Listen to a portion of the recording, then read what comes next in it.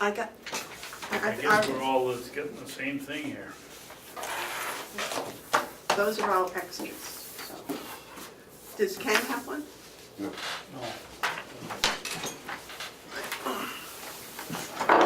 Okay.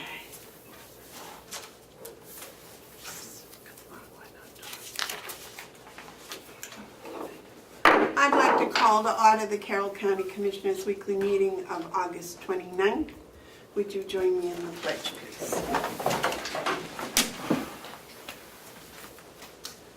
I pledge allegiance to the flag of the United States of America and to the republic for which it stands, one nation, under God, indivisible, with liberty and justice for all. Madam Chairman, I'd like to be recognized at this time to make a motion.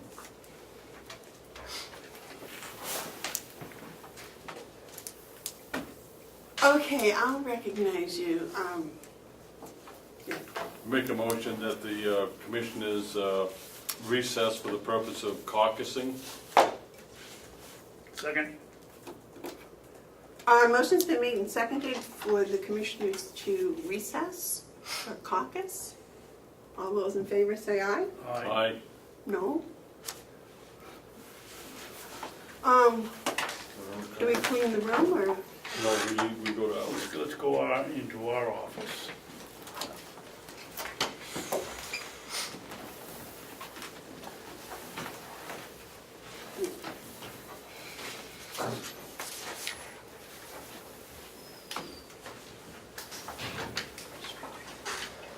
David, was that a pickerel or a northern pike? Northern pike.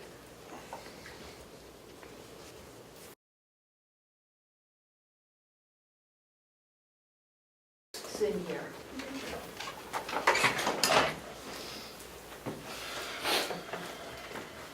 So that, You can come down. yeah, that doesn't sound bad. Not good enough. Ah, there's my little piggy. Okay, I declare recess over. Madam Chairman? Yes. I would like to suggest that we take a minute of silence in the memory of John McCain, a truly American hero. Stand. Would all join me and stand and face the flag for a moment of silence for John McCain.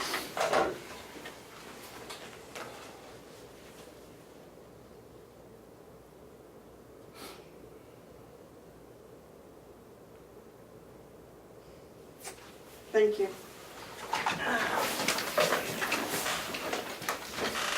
All right. Okay, I wait a motion to approve the minutes from August 22nd. So moved. A second? I'll second them for discussion. Okay. Madam Chairman? The motion's been made and seconded to accept the minutes. Are there any additions or corrections? Somewhere in this papers, I have the corrections I suggested for last week's minutes. Under public input, I believe that these are the historical record of this board, and that we have an obligation to put in a little bit about what was said. We don't have to answer any questions or anything, but under Mark McConkey, I'd like to put, read his letter questioning why we had no response to his emails, and Makila Andruzzi questioned why she couldn't get access, lifetime access to the county, her department's financials.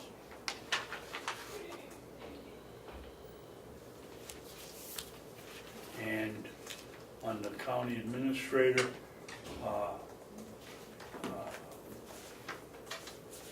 Ken presented the commissioners with a letter to Representative McConkey for review and signature. That's what he said.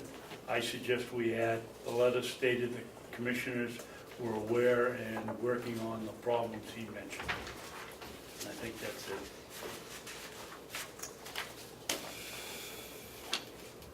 You have a comment? Yeah, I don't think that we need to put public comments into the record. I think what we do is if we have written public comments, we include them in the file so that if someone wants to refer to them, they can. That's just my thoughts on public comments.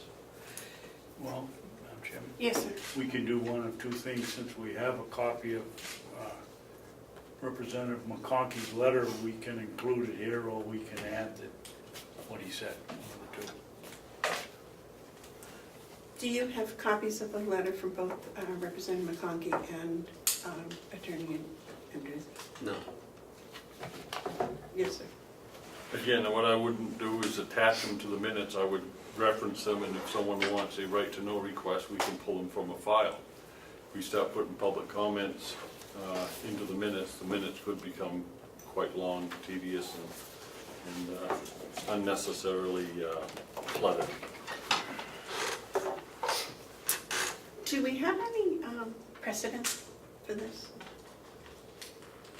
The comments haven't gone into the, I mean, I don't really know. Have you ever put comments in? A little bit, not. Not verbatim? Madam Chairman? yes. It's been my experience that when one goes down to the legislature to give testimony, that if you provide written testimony, that does go into the file. But they do not record the testimony of people who testify. They'll record that someone was there or someone wasn't there. And if someone wants their comment in the file, then it's given to the clerk, and the clerk places that comment in the file. I think a similar approach might be in order here. It's not to shut out people's written comments, it's just, I don't believe the place to put them is in the minutes. The minutes are meant to reflect the actions of what the board does on behalf of the people of the county, with focus on what was done, not what was said. And again, I think that when you start including public comments, you could have eventually a very thick set of minutes that really doesn't serve the purpose of minutes, which again is to reflect what we did more than what we said.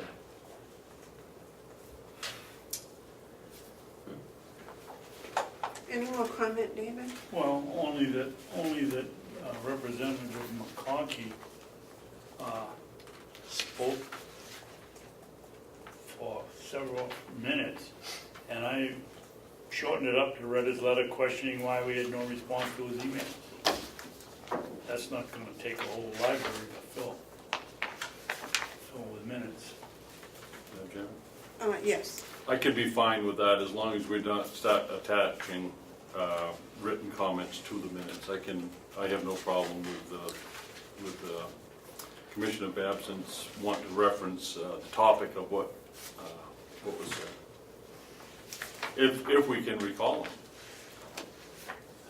them. So if we put a one-line statement, like you read, I like Mark's idea. You could put my statement in and then put something, reference a letter and file or something, because you sent us a copy of the letter, and then if anybody wants to look it up, as Mark says, they can go look it up.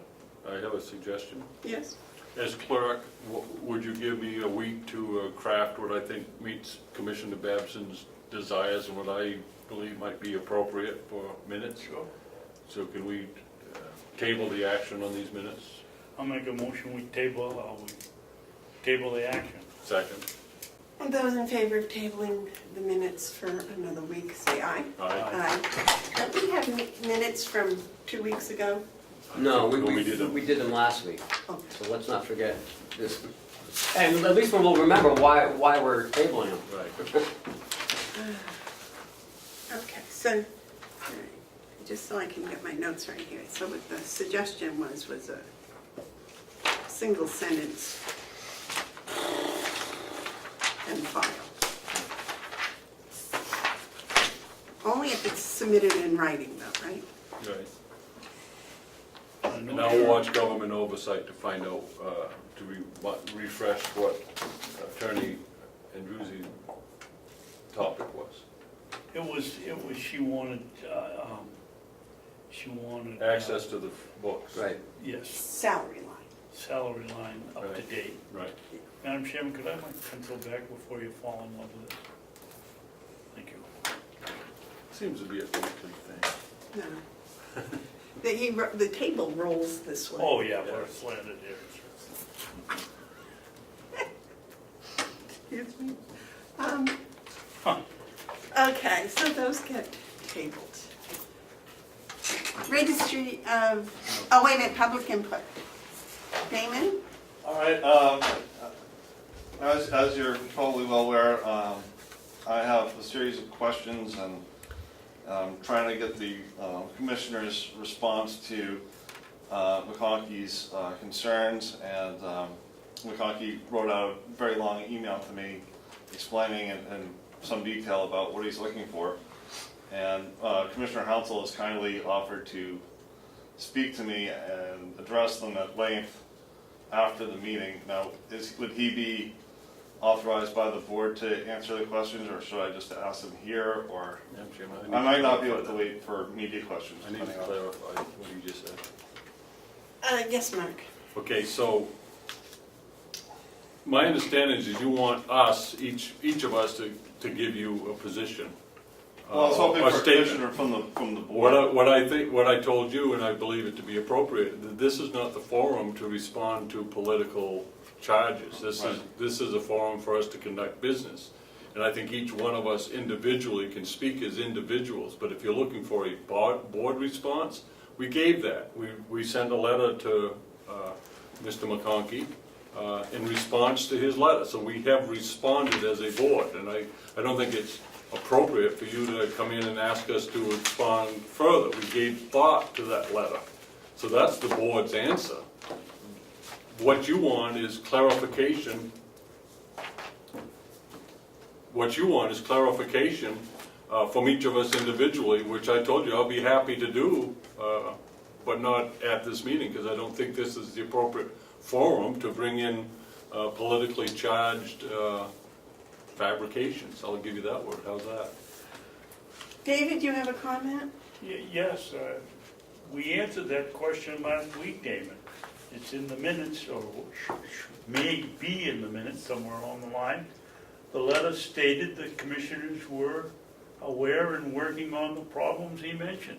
Now, that was it. I'm not going to speak for the board. Okay, so that's your final answer, and Well, that's the board's answer. that's the board's answer. Yeah, we acknowledge the letter. We're working on issues. It's what we do. We work on issues. Like And I does told that- you, I'll talk with you at length about any of it.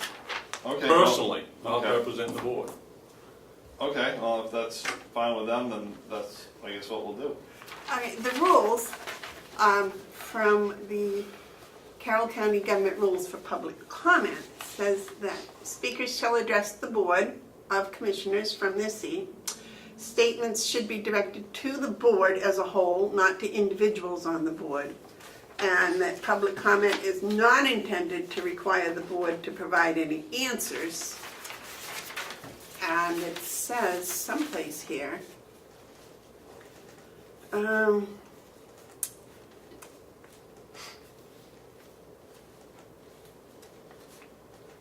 any action on items brought up during the public comment period will be at the discretion of the board, and that the commissioners will not likely take any action on subject matter for which they have not had the opportunity to fully investigate and gather information. I would think that would probably be the only thing. Someplace I thought it said that they could ask for a written comment.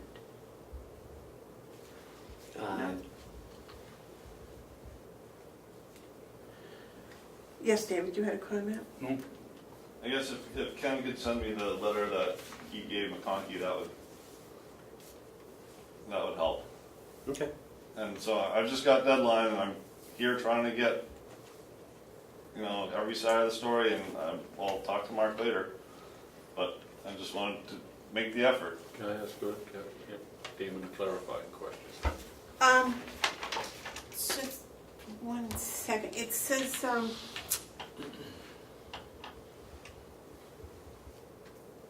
Okay, public comment is not intended to require the board to provide any answers to the person speaking. So I guess it doesn't say we can do it in writing. Yes, you had a question you had? You know, we want to accommodate you best we can. I think it was just about a month ago, we added media questions. We did, And, yeah. you know, that was so that you would have that opportunity. I guess you can tell we're not going to address your questions as a board regarding Mr. McConkey's letter. You still have a deadline. Do you have other questions? Because I'm not opposed to letting you ask your media questions unless you just want to ask that one, which I don't know. If there's a lot of stuff on the docket. I appreciate that. At the moment, I'm working on trying to get answers to McConkey's concerns. That's my prime focus at the moment. David? I think it's pertinent here that Representative McConkey found it useful to write the letter to you and not to us. We have no idea what he said to you, and I don't intend to answer something with you have information that I don't have. I think it's the same stuff, just with more detail, because I've been busy lately and I haven't followed it as the county as closely as I normally do. So I think he was just giving some extra background as to what he was looking for and just clarifying what he wanted. So it's nothing you haven't heard. Okay, but I do caution you that if you speak to any one of the commissioners, you're getting their personal opinions on them, Okay. or their interpretations. Okay. All right. Well, we'll look forward to talking to Mark at least. And Right. if you guys want to call me later, then that's fine too. Thank you. Any other public input? Okay, so on to the work session. Registry of Deeds bid request.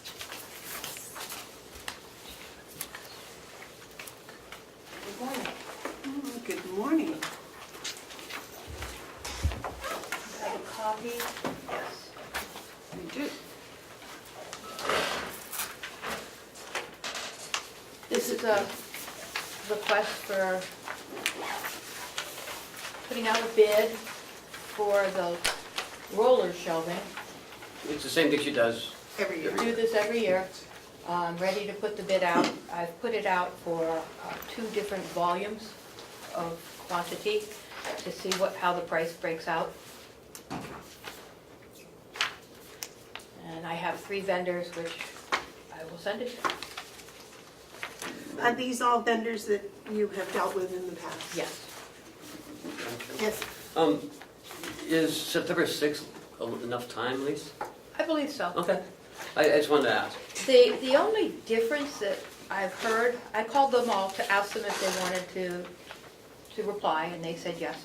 The only difference that I heard is that there's going to be an added charge because of tariffs. Is it what? Tariffs. Yes. So I think the sooner the better, because tariffs are rolling into place and they haven't all rolled into place yet. Oh, yes, there's a tariff on pork. Yes, sir. There's just 2 questions. Well, 3 questions. The first one is rhetorical. I think I know the answer. We're going to ask you, do you have the money in your budget, in your Yes. equipment line?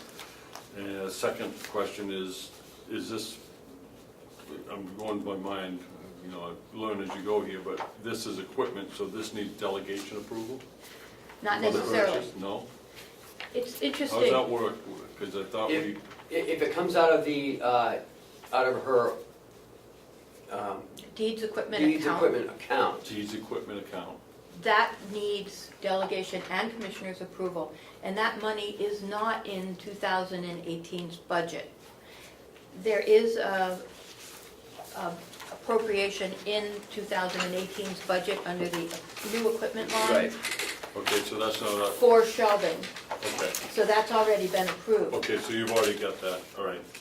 Thank you for that. Now, if the price of the 12 units is substantially less money than the 6, the big part of this is shipping, because it has to come from far. Then I might come back and ask if we can spend the shelving plus some money in the equipment account to make up for the balance of difference. And if we do that, if you choose to go that route, if I choose to go that route, then we will have to go to the delegation and ask them for the equipment account money. Madam Chairman, my third question is, does this meet your, Ken, does this meet your understanding of bid policy? Yes. Okay, no problem. So, and the RFP is for both the 12 and the 6? Yes. Yes, Steve.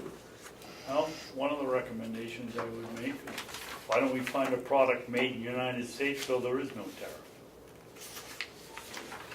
It's the same roller shelving that's been used in the vault that houses all of the records. I'm not sure we can, but I will look at that. I'd be glad to Don't look at spend it. a whole great big time on it, I just think it's ridiculous that obviously this is coming from offshore if we have to pay a tariff, or else they're trying to get some more money for their product and there isn't any tariff on it. I'd do a little more research if I were you and see if I could find out if all of them, did all of them, are the three that you have listed here, did you ask all of them if they were gonna raise the price for a tariff? I didn't ask that question, they told me that question. They All told of me them? that, yeah. Okay. And I think the tariff's on the raw steel that comes in, Right. and then when they manufacture process, here. right, and they gets- manufacture it. Passed on down Right. through. I believe the last tariff was on steel and something else. Aluminum, yeah. Aluminum. The vendors do not make Oh, I the wouldn't shelving. even think of that, they could be, the metal coming in, that's Yeah. the tariff Yes. when it's fabricated. The It's just Larson passed company on. makes the shelving and they use different vendors to purchase through. You can't purchase wasn't directly thinking. from You're right. Larson. You're right. And it's hard to track what piece of steel that came from where, made what shelf. Yes, sir. I don't know if this is appropriate or if this is even doable, I'm just gonna throw it out there. Can we modify the form requesting that the bidders identify the amount that they're attributing to the increase in tariff? So we have an understanding of what that cost might be? I think that's moot, because No, but if they were to say, Good if they were to say to us, this would have been $1,400 less except for the tariff, I think that's good information for the public to know. The impact on tax. See, Ronald Reagan said it correct. Consumers pay taxes. Now, businesses don't pay taxes, consumers pay taxes. And that's the same with tariffs. So that's all fine. This isn't getting political, but I think we need to know, if we can find out, what this tariff is costing us with bookshelves. I think that'd be good information. I could ask for the bids to break it out.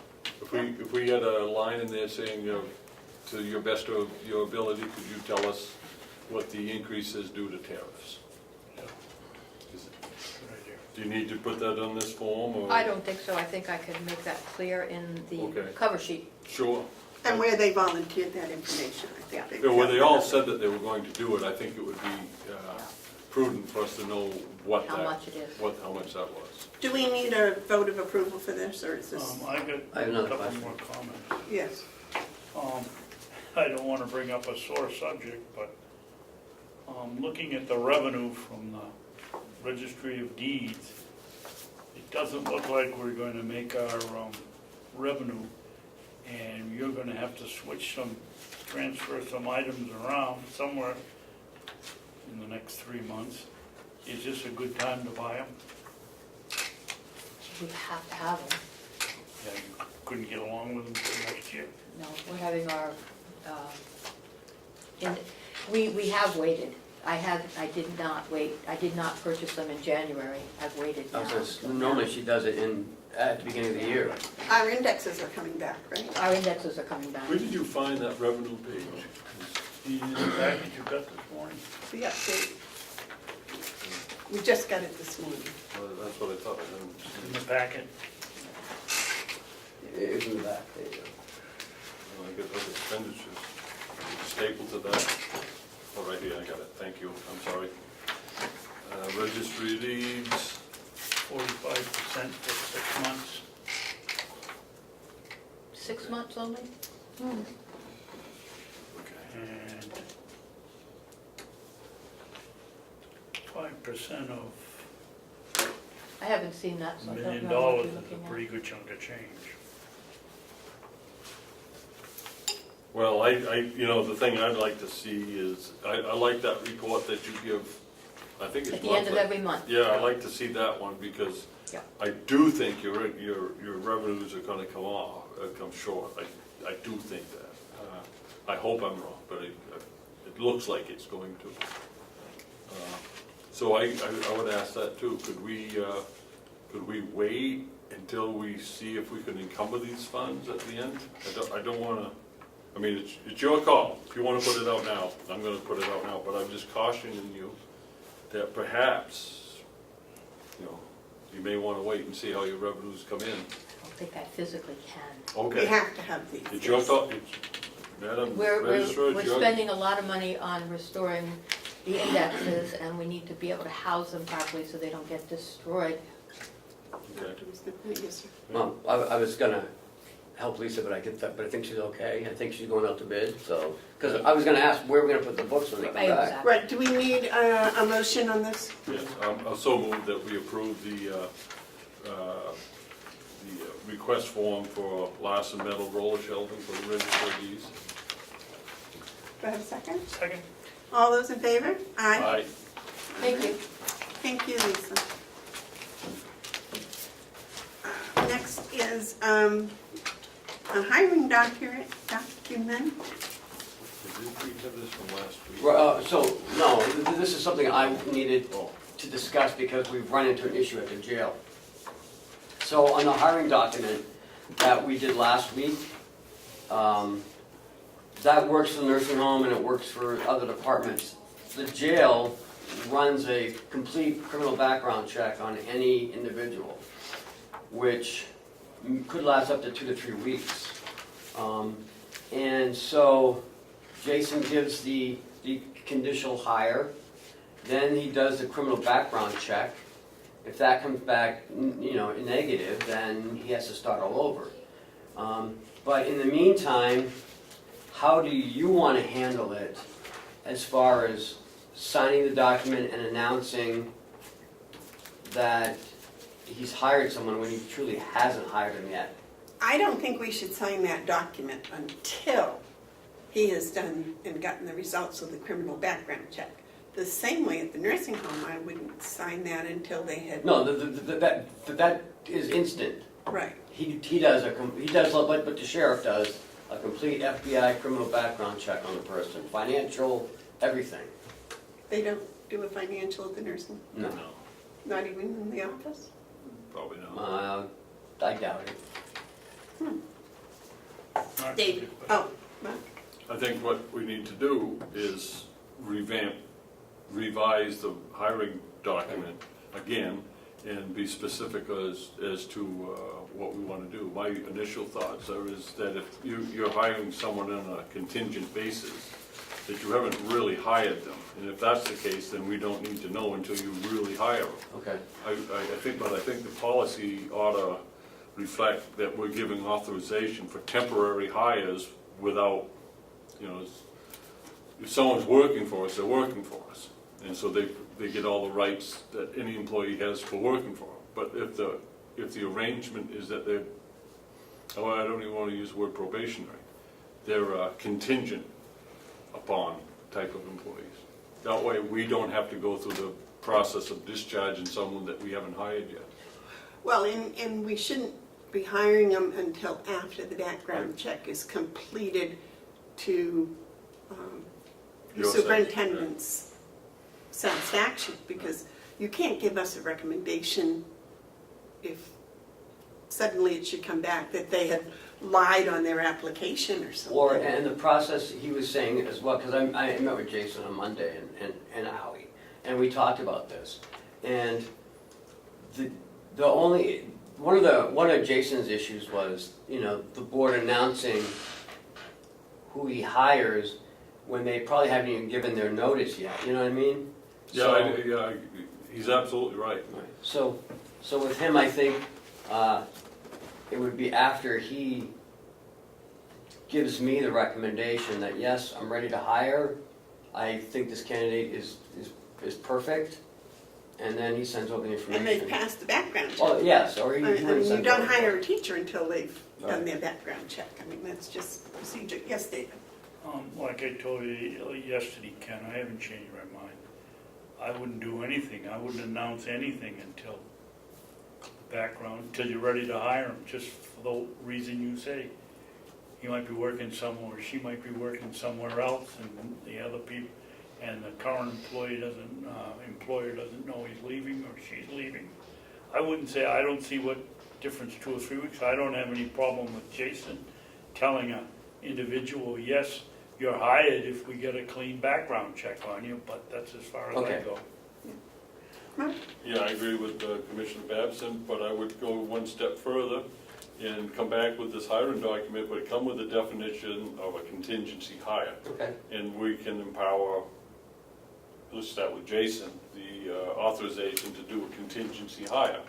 And that way, he can just keep the jail going and go through this thing, and if it comes back, everything, then he brings us. But he should have a clear line of authority where we're giving him the right to do a contingency hire. So I'd like to see that term, and I'd like to see that in the definition. I would not like to see a contingency hire because I don't want someone that has not passed a background check employed on this property Oh, at all? at all. Yeah, No. I agree with you. You don't think anyone should be, What happens if, we've had some situations around here that are very questionable.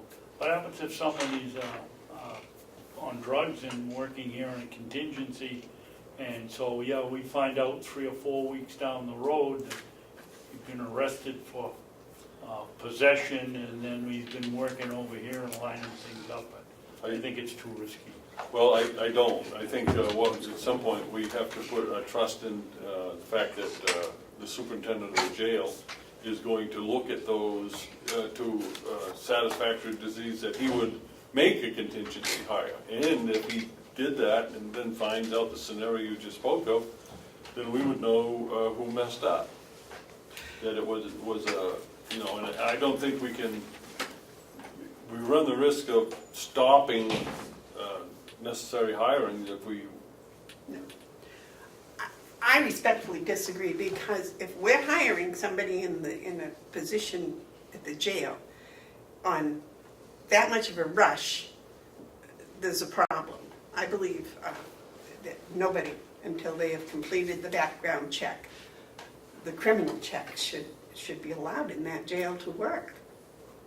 That's Yeah, I a agree. pretty I agree. serious position. I don't believe they hire them at the nursing home until they've completed the background check. we can't by law. Right. Um, We ran into that, didn't we? What? I thought we ran into that once already. Oh, okay. Somebody didn't do the background check or something? No, No? Okay. not that I'm aware of. Oh, So what are we doing? you want to make a motion? I'll make a motion that we don't hire anybody at the House of Corrections until they've completed and cleared an entire application. I'll second that. Motion's been made and seconded not to hire anyone at the House of Correction until they have cleared and completed the background check. No, he said the application process, so I don't, You want to Can include you- background check? can you, Well, what is the term you're looking for? I wouldn't hire anybody Until they pass until all they're the ready to go. requirements? Yes, all the requirements. okay. Or is there any discussion? Would you read the motion back, please, now? I didn't write it down. Oh, Cheryl. that's why we have her. That's why we have Cheryl. God bless Oh, you're looking at Cheryl. me, I'm like, oh. Commissioner Babson motioned that the commissioners not hire anyone at the Department of Corrections until they've completed and cleared a background check and all other requirements. Right. All those in favor say aye. Aye. Those opposed? All right. You say aye. Yes, thank you. Was that the only question you had about Yeah, that? mhm, thank you. The drug and alcohol policy, Howie? Yes, sir. So, we don't have a county-wide drug and alcohol policy. not really. Why isn't there? That's what, well, Howie tried to get this passed in 2014. But, I mean, we have a little blurb. And again, we're going through all of our policies and we're about halfway through. So they're gonna be better, more improved. Liz is gonna review them after we get it completed to make sure that, you know, everything's up to snuff with the legal terms.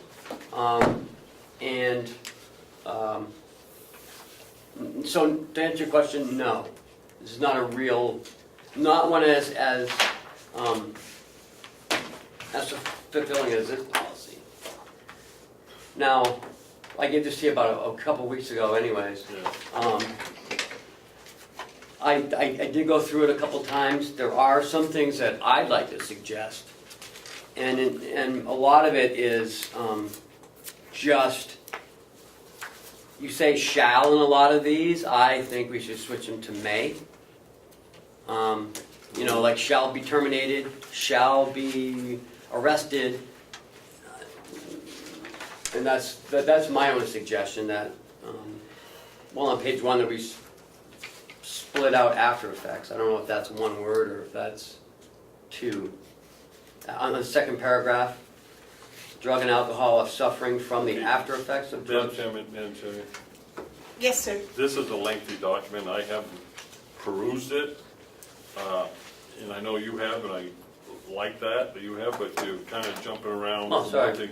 If we could just start at one issue. Okay. And maybe perhaps the way to take care of the word shall is just with a blanket statement that anywhere the word shall appears, it will be changed to may. And then that issue is over with. Okay. Is that something we could do? Because now, we didn't finish that and you went on to something else. And, I'd like to do the tedious work of one thing at a time. Well, in here, as far as I can see, every time it's will or shall, it's been corrected to may, and so far on page 4, there's only one time, so I don't think. Well, that's what I'm saying. I made the corrections, but I haven't told Howie yet, and I'm So not- they're not in here in red like they are on the first page. Right. So I guess I'd make a motion that throughout the document, any place where the word shall appears, it will be changed to may. Or will, it says and will, I change that to may result. So Any anywhere, place where it says shall or will be changed to may. That's my motion. I'll second that for discussion. Okay, motion's been made and seconded to change all the shells to will or may. Discussion? Yeah, how many times do you think you did that, Ken? I can tell you because I crossed them out. So 1, 2, 3, 4, 5, 6, 7, 8, 9, 10 times. Gentlemen, I got another thought on this motion. Yes. So what I would say is, let's do this motion, pass it. Let's not finalize this today. After we make these changes, let's have Howie and Lisa have a chance to look. We may want to change one of the mays back to shall. I don't know, but we need to move it forward. I'm not looking for it to be adopted today. I'm looking for it to work on it with This you is a guys. working Yeah, it's a session. work session. Okay. So that's what I would say is, you go back and see if you want some of those will or mays changed back to shall. So The other thing is, it's just glaring at me, at the very first page, very top, says approved by Howard Channel Administrator. That's got to be changed to approved by the Board of Commissioners. Howard Chandler cannot approve any policy. He can promote it, present it, but we approve it. Howie, can you explain why we're doing this? This is in response to suggestions by the state. The general theme is that it used to be considered a drug problem was a disciplinary action. Somebody has a drug problem, you fire them or you discipline them.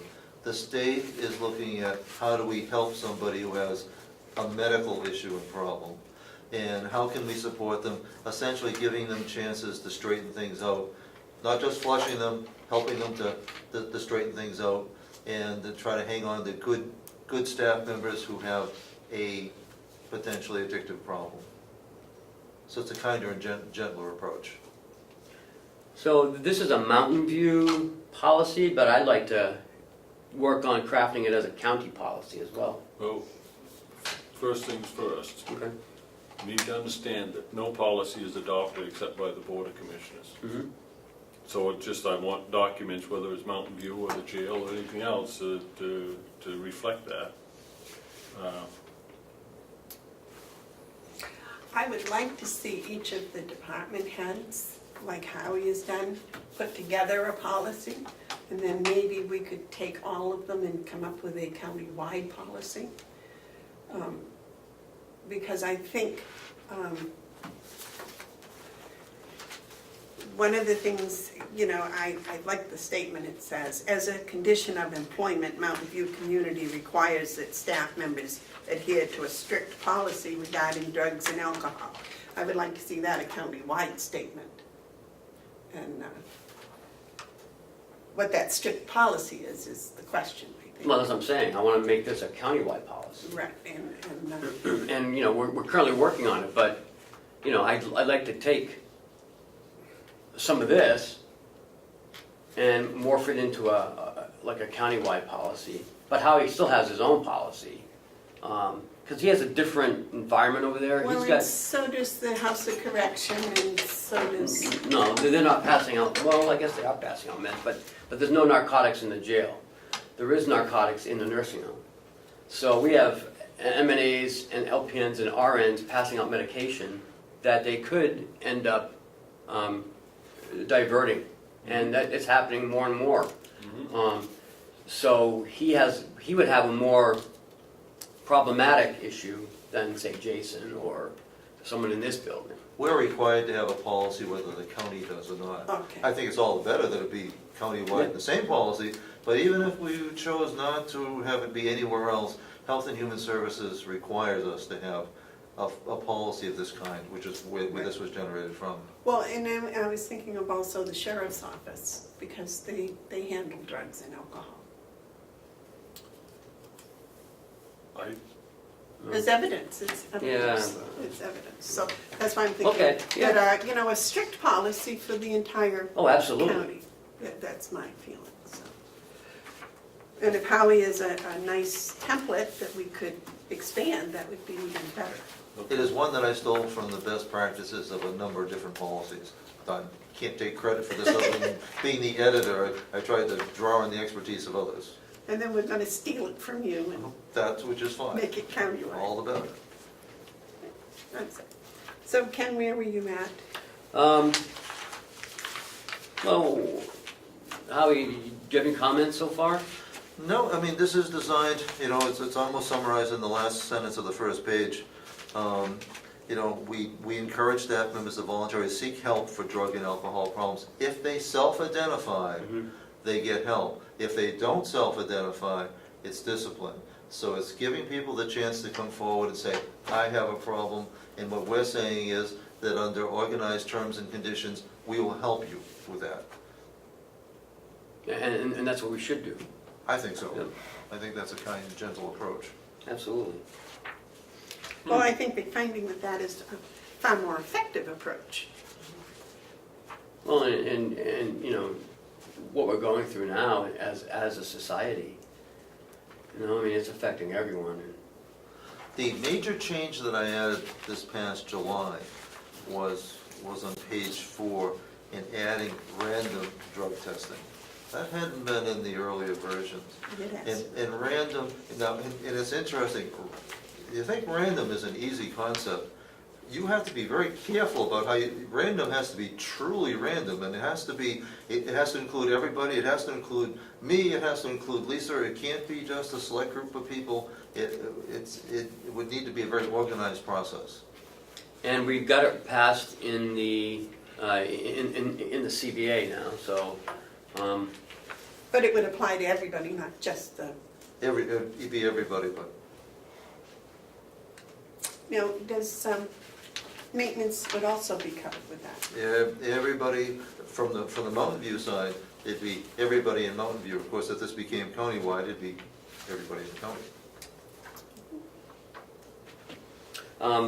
while we're on page 4, under I, under drug testing, under reasonable suspicion, at the last sentence, the complete and sign a consent release and to promptly take a required test as instructed by the employer is insubordination, comma, which is a violation of this policy. So add in which is a violation of this policy and may result in termination.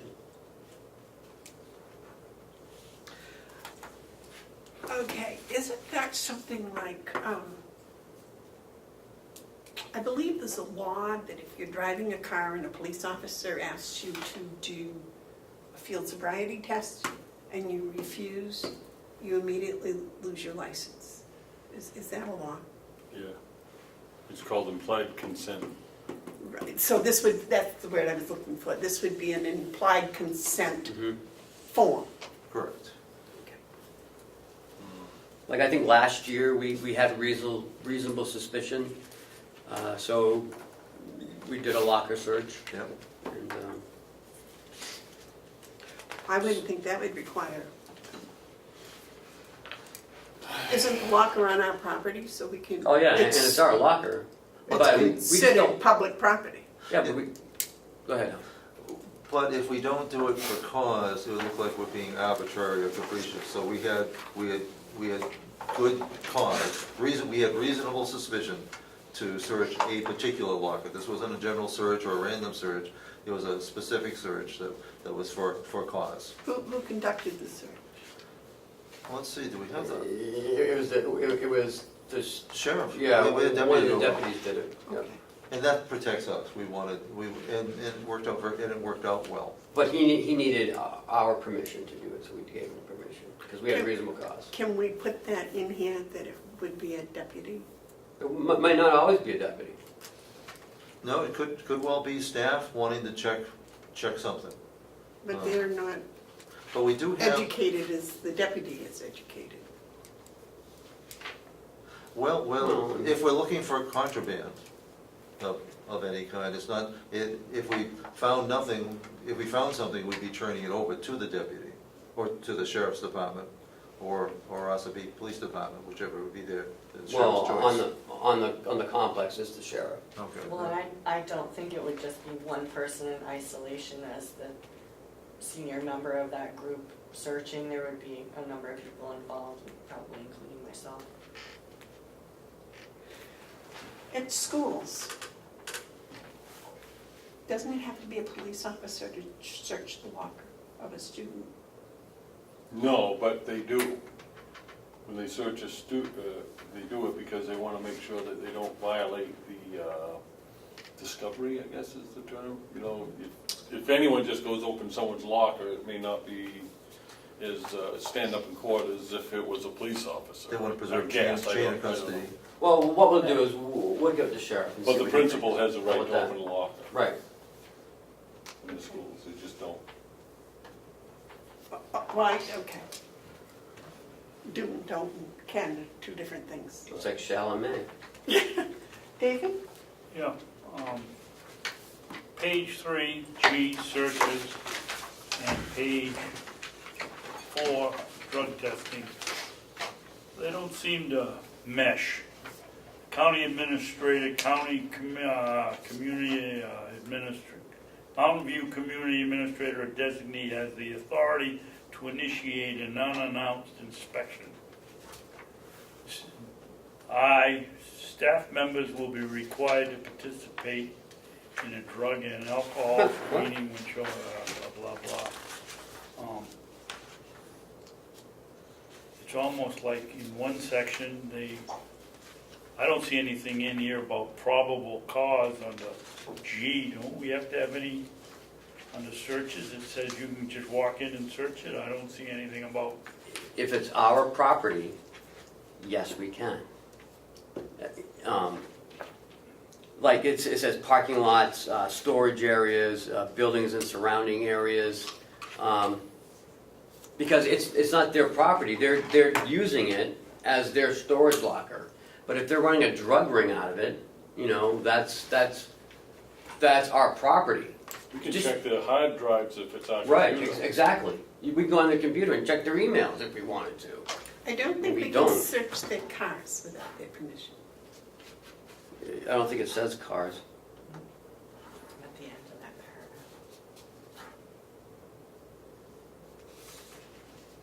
Where? paragraph. We had an attorney look On at the any top of of this page stuff. 4, under the first paragraph. Equipment and vehicles on county premises while on county business may be, if there is reasonable suspicion that staff member has violated the policy. I mean, if we get to that point, again, I'm gonna talk to the sheriff. If you get to that point, you want to get a warrant. Yeah, I mean, we're really way into it by then. Right. Has the lawyer looked at all of this? Have you had a look? No, because we're not done yet. I wanted to get it to you guys, Yeah. see what you think, because I don't want to start incurring costs if you don't even want to do something like this. did they look at the original? Huh? Have they looked at the, No one's looked at any of this. this isn't. Except you guys. This is a new policy, right? Yes. This is new. Well, why does it have effective August 25th, 2014? Well, this has been an I internal, told you. this has been an internal Mountain View policy Right, for some time. okay. Which is That's not what I'm always- asking. Have we ever had a lawyer look at it No. from that time, whoever's policy it is, whenever it was? Well, we probably should. You haven't implemented this at all? It's an internal policy because we're required to by the Have you state. given it to staff? In fact, I think the staff have signed off through Reliance on this.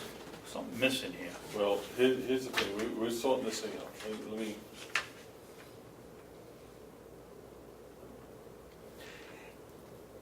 I was under the impression that this is what you started, but you never handed it out because, But we're mandated by the state to have a drug policy. Okay, so maybe what we ought to do is say, let's go back and do the steps that might help us to not get in trouble. The first being have a lawyer peruse it. And I personally think having a drug and alcohol policy for the entire county is a positive thing. Good. You obviously have to have one according to law. So I think if we do encounter some financial issues here,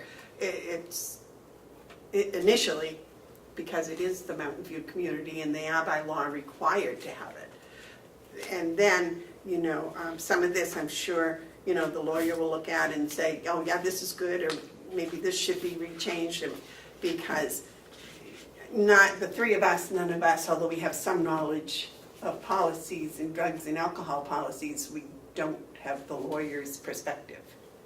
And that might save us a lot of time And money. and money in the long run, yes. If we just, if you took that, ran it past a lawyer, and then saw that, what we could do, and then maybe expand it into an initial run for the countywide, and then we can look at both of them at the same time, maybe. You had a comment, Mark? yeah, it's on the same lines. We definitely need to have this looked at by an attorney.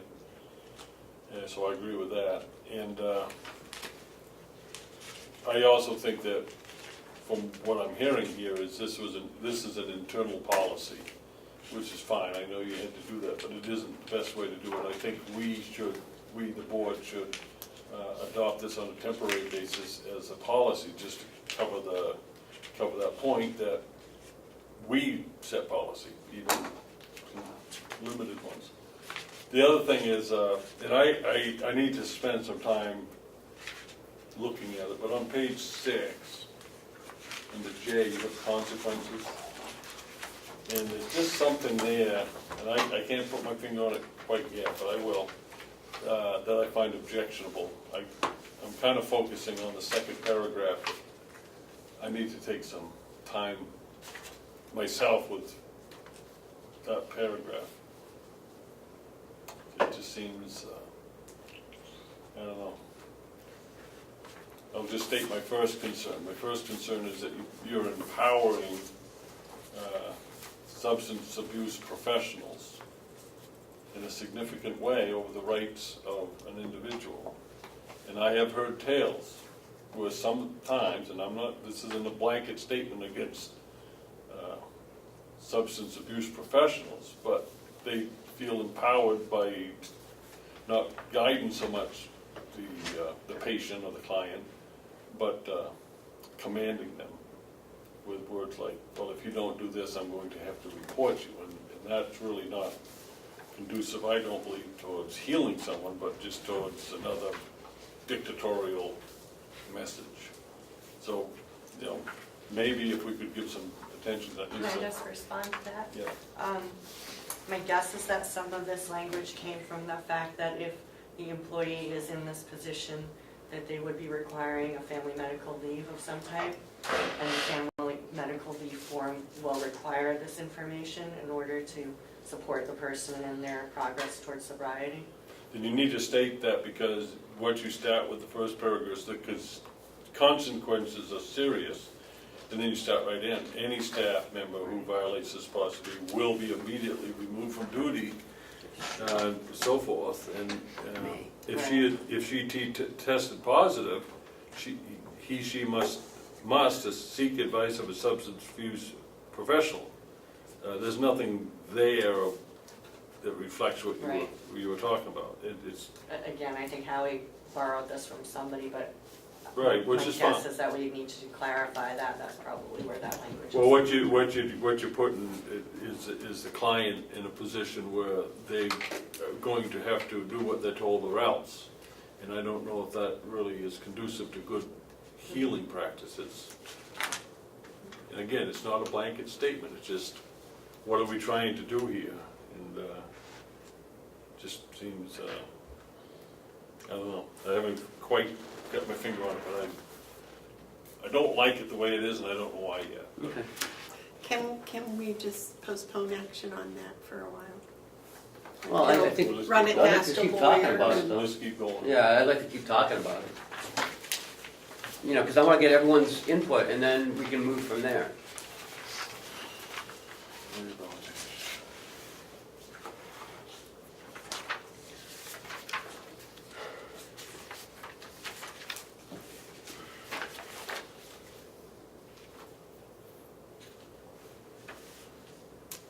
In J, where you say the consequences are serious, I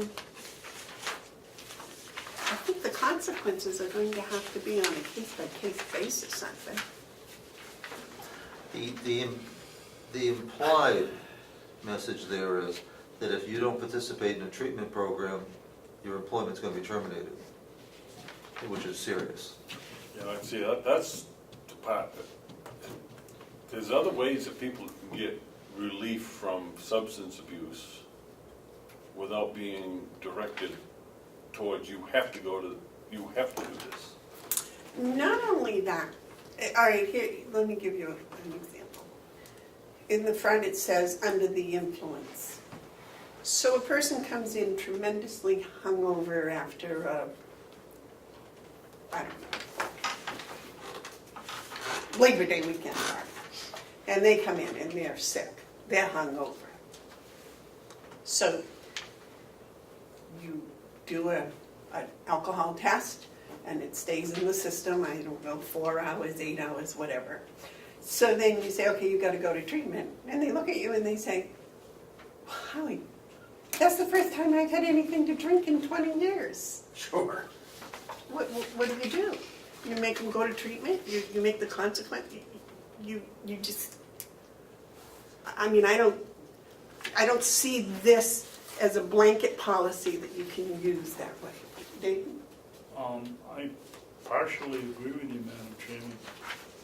If you read this, the limit is .03 .03. versus .08 for drunk driving or anything else. Somebody could come in after a bender and still have liquor in them. At that slight level, I'm not a nurse or I never have been, but it would appear to me that alcohol stays in your body at some level, and .03 is very low. At that level, with a commercial driver's license, you'd lose your license. I thought .08 was a... That's for a regular license, but for a commercial license, you'd lose your license at .03. Well, and I kind of softened it with this policy may be immediately removed from duty, and all this stuff may happen. I didn't like the will happen. So again, you're right, Amanda. I think it's on a case-by-case basis for every incident. Because there's two or three different ways we're going to be handling this. If it's internal and someone's diverting, that's a huge issue. That's a crime. That's a felony. Well, so is having meth in your locker is a felony.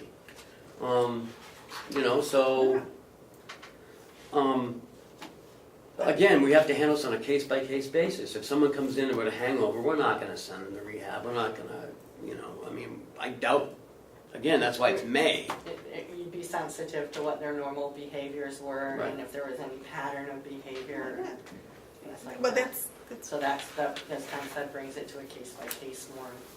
unless you make it a requirement of employment here that they do not ever participate in drug and alcohol consumption. Which, We can't do that. No, we're only talking about impairment. We're not talking about alcohol in your breath. We're talking about judgment being impaired. What's the right level? The information I saw suggested .03. Is that the right number? That's for you to decide. But if someone's impaired, you want them passing medications to our residents. That's the critical part. And we certainly don't want anybody who's impaired on the property. on the property, but certainly not administering medication. No. Or watching inmates, or working on a computer, or prosecuting a case, or it could be anybody. Registering deeds, Yeah. anything. I don't even want them cleaning the bathrooms. Yeah. Madam Chairman, Yes, I'm very prejudiced. not to change the subject, but the next item, recess for non-meeting, it's Oh, 9, jeez. quarter jeez. 10. Oh, Is that man. supposed to be 9:10, or is that supposed to No, be 9 through 10? 9:15. Can we recess quickly? Oh, I totally forgot about it. oh well. And whose memory phone? Yeah. All right. Recess. We only have 15 minutes now, so she has to leave at 10. So we need to call a non-meeting. Yep. Oh, okay, so that's not what we did at the beginning. Oh, No, sorry. sorry. We've I'm got- sorry, clear. gentlemen, I misinterpreted. Sorry. So let's, You have to leave. let's recess, Madam Chairman. So I'll declare a recess for a non-meeting, which means the room has to be cleared, I believe. And we're gonna come back to this issue. Are we done with this for the day? Can we wait and talk about this again next week? Oh, yeah, yeah. Okay, so we're gonna just recess. Is that all right, Howie? And then you Oh, don't good. have to stay. Oh, Howie's about hanging it. around. Howie's got more stuff, so. I wish you would've called me. Oh, I'm sorry, I had it confused. So what are the plans? So we're going to have a non-meeting, we're recessing, and we will be back, I would think, probably within 10 minutes. Okay.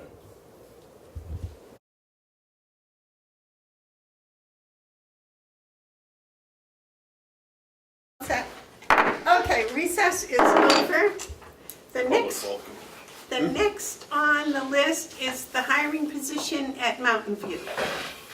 We have a job Bobby, Lisa? description to review.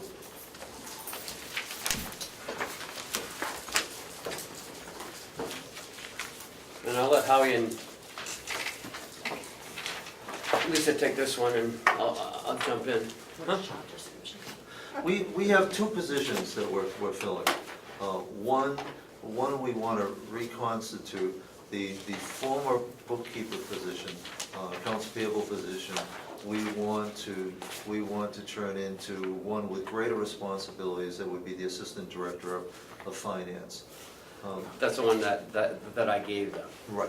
Oh, okay, that's why the definition, the title is different. The Right, title is different, It was accounts payable. accounts payable. Well, they had a purchasing. different set of duties as well on that. It's Have much you more- already put that one out? no, No, okay. we're holding it for you guys. But it's an expanded job description that primarily, the most important part to me is that we're trying to implement throughout Mountain View what I informally call a hit by the bus plan. We need to have redundancy that isn't extravagant. What happens if Paula is away or sick? We need to have somebody that could at least temporarily step into her position, and we don't have anybody that can do that now. And the accounts payable person was never able to do that. We have the opportunity now to hire somebody that would be able to have those skills and be able to do that. So that job was changed. It also does, the nature of the job description also moves it from a union position to a non-union position. So And this I- one is not. Yes, and I'd like to add that this position as well would, no longer would all the invoices be coming over to Cheryl to put into the system. This person would enter into the ACS system over there in a separate batch. It would come over to Cheryl, already, all the checks ready to print. Cheryl would go through her manifest, make sure everything lines up, and then we'd print them along with all our other checks here. Save Charles some time. Yes, oh, a lot of time. which is About how something much we time do need. you think the Mountain View takes for you? Everything, credit card, everything. Oh, well, the credit card can take 2 hours in itself, so it'd be a significant amount of time, except I'm still gonna have to go through every invoice. I understand that, yeah, So- but I'm just saying, you don't have to enter anything. Process. So we would save you a good 8 hours, 6 hours?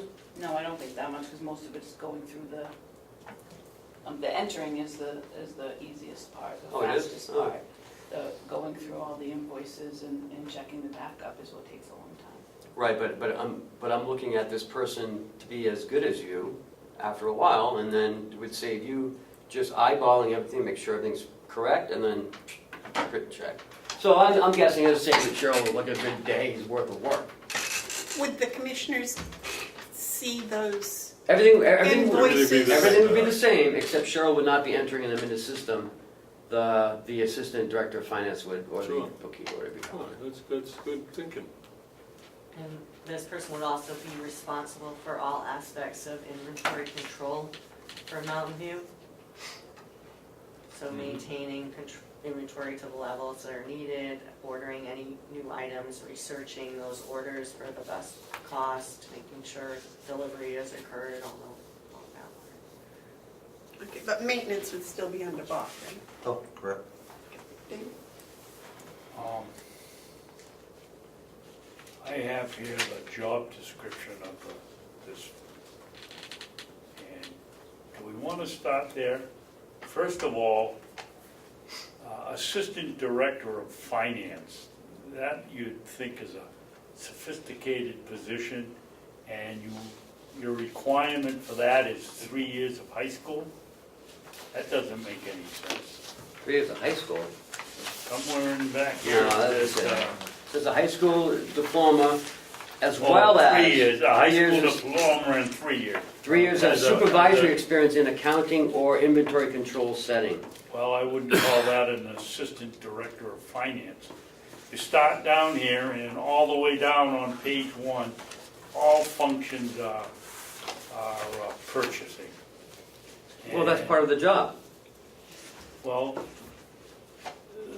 then it should be the position title, purchasing assistant No, or it's not purchasing purchasing. person. Because that's all it is. You're gonna have somebody with a high school education go over all the bid requests? And that doesn't make any sense. Review internal purchase requisitions for what? the person that's looking at them should know, or putting them in, what's there. There's just too many responsibilities here for one person. Either it's financial or it's purchasing. Front office supervisors, directs, and performance evaluations for all office staff, including the receptionist. I mean, this person's the purchasing person, and they're gonna give performance evaluations on the office staff. There's got to be more work going into this than what's here, in my opinion. Here is the most important thing, and you've got it buried under financial service. Reconcile all bank statements. I mean, that should be the number one responsibility of assistant director of finance, I would think, or somewhere near it. I'm just not happy with this at all. Once we revisited that purchasing position, it was like a 20-hour position. So, you know, it was a part-time position, really.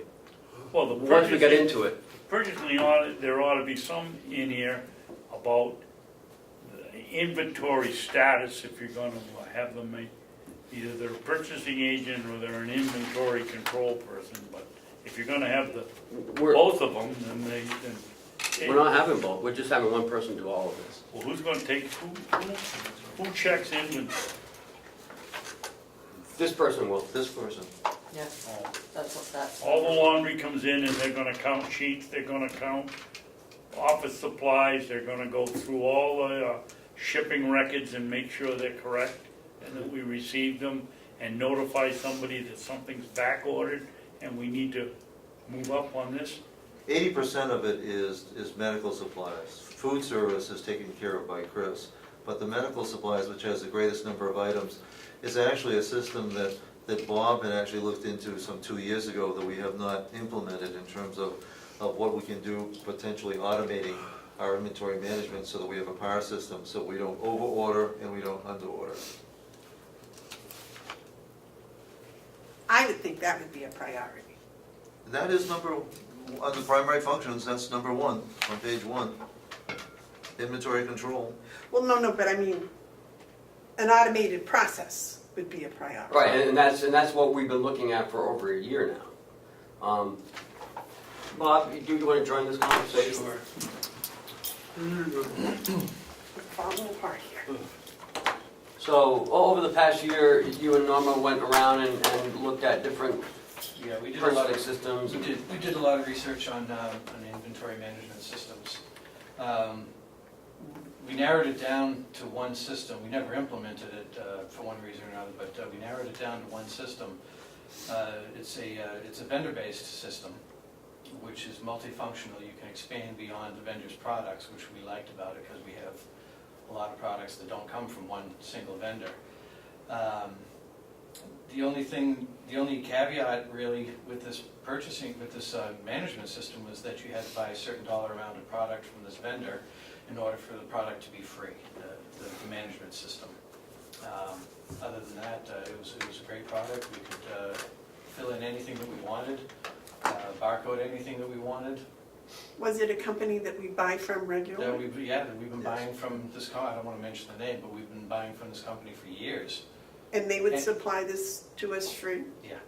And do we purchase over the amount? I'm sorry? Do we purchase over the Yeah, threshold? we purchase well over the threshold, so that's not a concern. So why don't we use it? Is beyond the capabilities of the staff at the time. We have the opportunity now to hire somebody who will have the abilities to be able to implement and manage it. I'm a little inclined to agree with Commissioner Babson. This almost sounds like it's a two-person position, No. even if it's automated. No, Paula's position is a two-person position, and she does it as one person. This would give her added support and backup. Well, I understand, I know she needs that because she's incredible. Yes. Mark Mark? Yeah, thank you, Madam Chairman.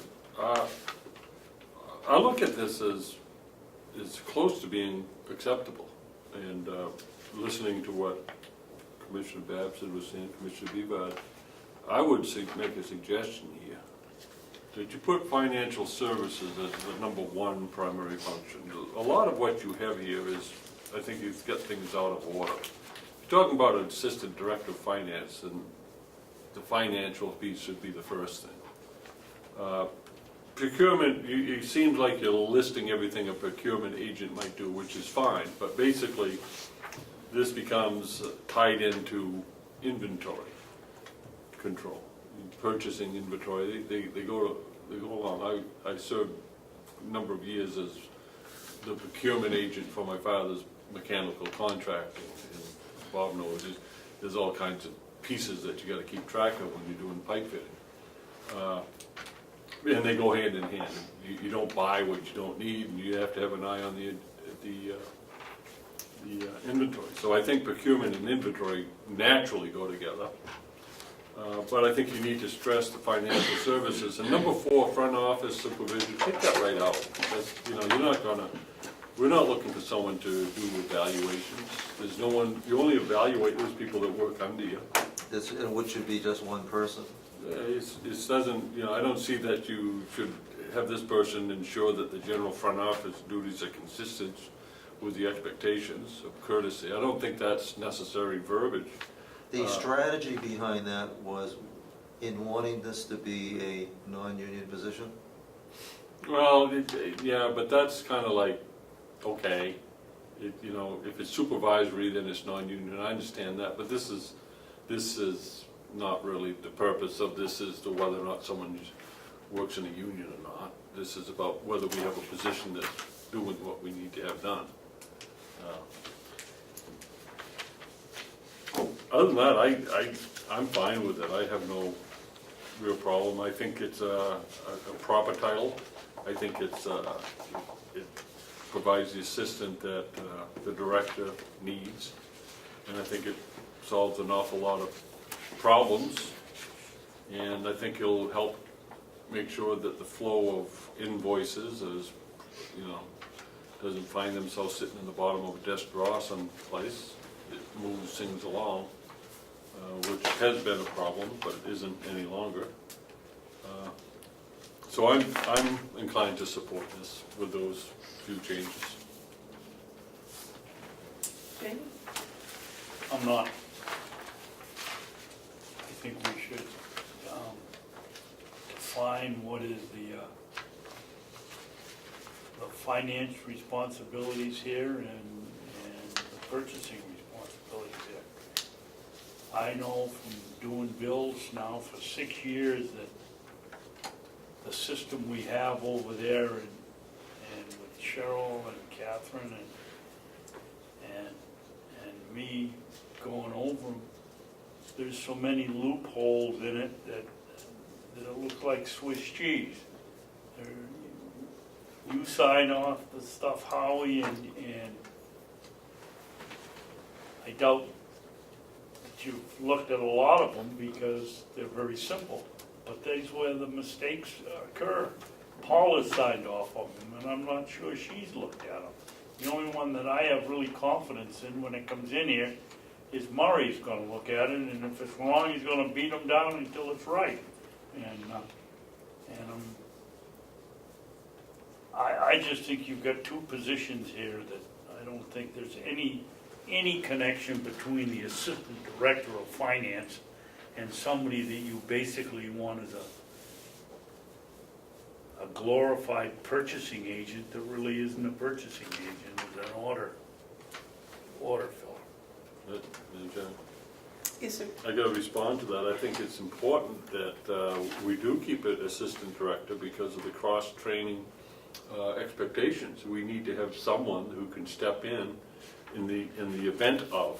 One of the things that this county needs to address in the coming years is, what happens when one key individual is no longer able to do their jobs. We don't have redundancy in place with staff. It could become a very severe consequence if we don't start addressing those things. People do get sick, people do have vacations, people have all kinds of things that take them away from their work. But the county government has to go on. So I think it's a good move, and I'm supportive of these cross-training positions. So I think that it's important that this person understands Paula's job and is able to step into an acceptable degree if something was to happen, heaven forbid. But we have that same problem in this office down here. We have, we're a heartbeat away from tragedy, and more than just, the loss of someone being able to work, but the loss of the ability for the county to continue its operations. I mean, and we've tried, and, all right, we'll go back and work on it, and we'll bring it back again next week. I am inclined to agree with Commissioner Babson that it's a two-person position, and And with all due respect, how do you guys know that? I mean, well, Paula is an incredible person. I think it would take two people just to replace Paula. That would be typical in the county system. Yes. So, to have one person training, plus asking them to do all of this, the remainder, especially without an automated system for inventory and procurement. And I agree with Mark when he said that there's a lot more involved with procurement. There are a lot of little ins and outs. But as Commissioner Babson said, somebody has to take the inventory. And I don't expect this person to go out and count bed sheets, but I expect somebody to count bed sheets and sheet check their report. Because I think we need to know at any given time. I would like to be able to push a button on a computer and know that there are 347 extra bed sheets, which I think would be to everybody's advantage. But it sounds like that may be a training situation as well, to operate a system like that. So if we hired someone as an accounts payable person that we had, and we train them, because that's going to take extra time, and then see if they do still have, as you said, 20 hours extra time, then we could slowly train them to do, or to take some of Paula's responsibilities. But I think, the accounts payable now, especially if we're going to try to get it automated, there's training involved in that. No matter how proficient you are with a computer, you need to have some training in a specialized program. So that would be my suggestion, to replace the accounts payable with the expectation that once this program is in force and you have your inventory the way it wants to be, then with her time after training, she can start training with Paula's That's exactly access. the plan. And But why we does it want have to be to be a sure we sheet? get a person that has that capacity at the back end to be able to do that, which is why we start with creating the overall job description, but the implementation would be just as you said. We'd be putting first things first. The accounts payable, that has to happen day one. Right, so I don't think an assistant director of finance is the proper title. I mean, I would look at that and say, oh, that's a job that would require bookkeeping skills, etc. And Well, but that's the person that we want to hire, is somebody with that experience already. yes, but you're not asking for any any college level training. You aren't asking for a degree in bookkeeping. You're asking for some experience, but Actually- not an accounting degree. Actually, it's a successful completion of courses, plural, in bookkeeping, type in office practices, and at least 3 years of supervisory experience. Yeah, it may not be degree, but I know an awful lot of people who are very good at their craft, who've taken training, yet have not obtained a degree. I think currently it's, agree, we need, I agree with both, hands-on experience and education, That's what it says. which It's needs to be qualification. filled in. But I would tend to think that this is an accounts payable job with potential for growth. we'll come back next week and we'll pound it out again. What was the other thing? The other thing was the scheduler position, which only has a minor change to it, and that is Jen Dockham is, of her own volition, wants to go back to being a charge nurse, which we are glad that she wants to, so she'll be going back to Shaw. And so we've begun the process of hiring her replacement. The notable change to that job description is taking away the requirement that it be an LPN position, that it needs to be a nurse. Jen's predecessor, Elaine, was not a nurse, and truth is, it doesn't need nursing in order to do it well. So it's a relatively minor change, but it opens up the pool of applicants. So, was it required that they be an RN? It was previously required that be, I think it actually specifically said LPN. Okay. There was Elaine had a different job description, and when Jen Dockham was hired, that was modified to become the clinical services coordinator position and scheduler. And in that modification a few years back, the LPN requirement was made to accommodate Jen's skills, I believe. So now that Jen is moving on, we're reverting a little bit. Where did she use those LPN skills? Well, there were times where she did double duty and went and worked on the floor if we were short nurses. But we will have her as a nurse now, so the thought is that won't be a full requirement. So you want to remove the LPN? Correct. I don't think it needs to be an LPN. It was thought at the time that a nurse would have greater Understanding. influence in trying to get people to fill shifts.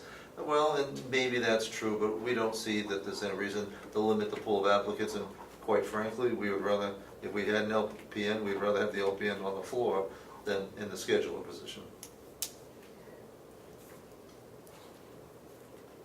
So is that all right with you guys? And Jen's going Need a to motion? stay as an LPN. Correct. Yes. And we'll be returning to I'd full-time I'd like to jobs. have everyone's blessing on it. That comes to a motion. So what's the motion? I believe the motion would be to change a requirement for the clinical service coordinator by removing the requirement for an LPN. So moved. Any discussion? All those in favor say aye. Aye. Okay. Thank you. Now, Howie, has this one, clinical services coordinator, been put on Indeeds yet? We have actually an internal candidate that we would be proposing. Oh, So that's not a union position? It is not, although it has been posted. It was posted We- internally. It was posted internally, even though it's non-union. Okay, and what about the other one, the accounts payable? That has been on Indeed, and I'm not sure Lisa could speak That is to. on Indeed, and we had a huge number of applicants, and Paula and I have sorted through that, and we've gotten down to a short list of people that we're asking to come for interviews. Oh. But that would be But we're waiting predicated to- on the job description. Okay, so what was on Indeed, was that the Assistant Director of Finance, or was that accounts payable? It actually originally had a different title. It was Financial Services Assistant. That had very much the same job description, just a different title. Financial Services Services Assistant, why did you change it? The specific reason is that in the present collective bargaining agreement, it specifically states accounts payable is a union position. The Financial Service Assistant is a union position? No, in accounts payable. and I think a bookkeeper And a too. bookkeeper. In bookkeeping. Is that determined, in my naivete, isn't that determined by what the job is rather than the title? Well, but if it is the title, it makes it more complicated. Although we had a discussion with Chris and he just wants to review the job description to see, and that's fair. But I don't, he Because said I that think there may be a financial fight. services assistant makes far more sense than assistant director of finance. Yes, We're getting, making some very positive headway with the collective bargaining agreements we have with the unions, plural, that represent the workers who work for the county. I see no reason at all to try to remove one from their roles. It would affect morale, affect goodwill, and there's no real financial advantage for us to do so. I think if the purpose was to do that was by changing the name to Assistant Finance Director or even what else. I do like this other name that you had there. financial. But I don't want to be construed that I would support that because it does away with the union position. Our I'm rationale not was, looking to do that. well, our rationale was it's only been in the union for a year or so. Doesn't matter, it's in the union, and I'm not in the business of taking out what's in the contract unless it's done through negotiations. That's not good faith, it's not something I'll be a part of. I don't think it's necessary in this instance to even consider it. It's not a fight worth fighting. There's nothing to gain from it, except that we did it. And he did say that we could sit down with him and look at the job description.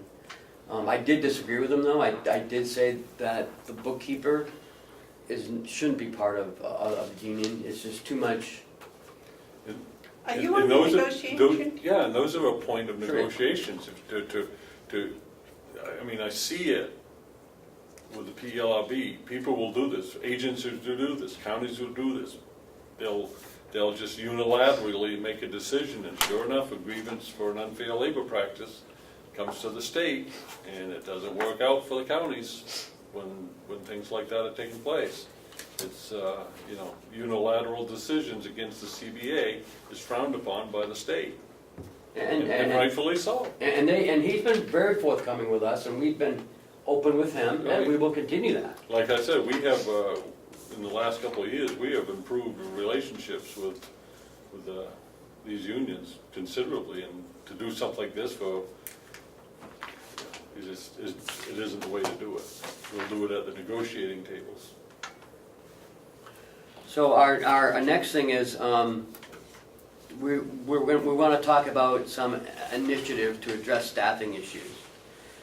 Now, Howie Well, just a second. I'm sorry. We're going to leave this Next until week. next Yeah. week.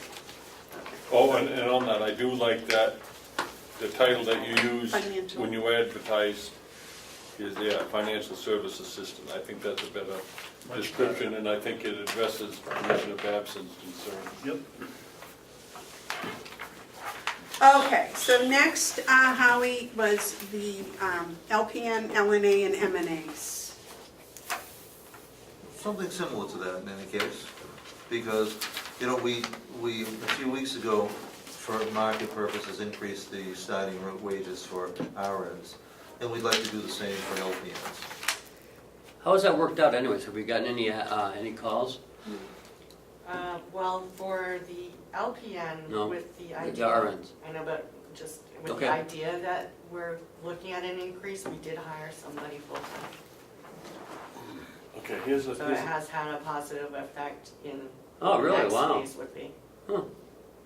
Well, say that again, please. Well, Ken was asking me if we had any effect with the RNs, and I don't think that really has had an effect yet. We're just really struggling to get RNs in the door still, just in general because of the shortage.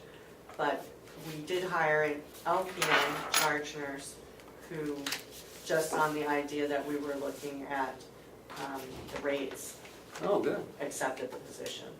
Okay, Wow. no promise that we change. No. Okay, all No, right, but I was just just with curious. the idea of, well, we're open to reviewing things, that was acceptable for her. Very nice, She's a great new Excellent. hire. excellent. Yes, sir. Okay, so So help us out again.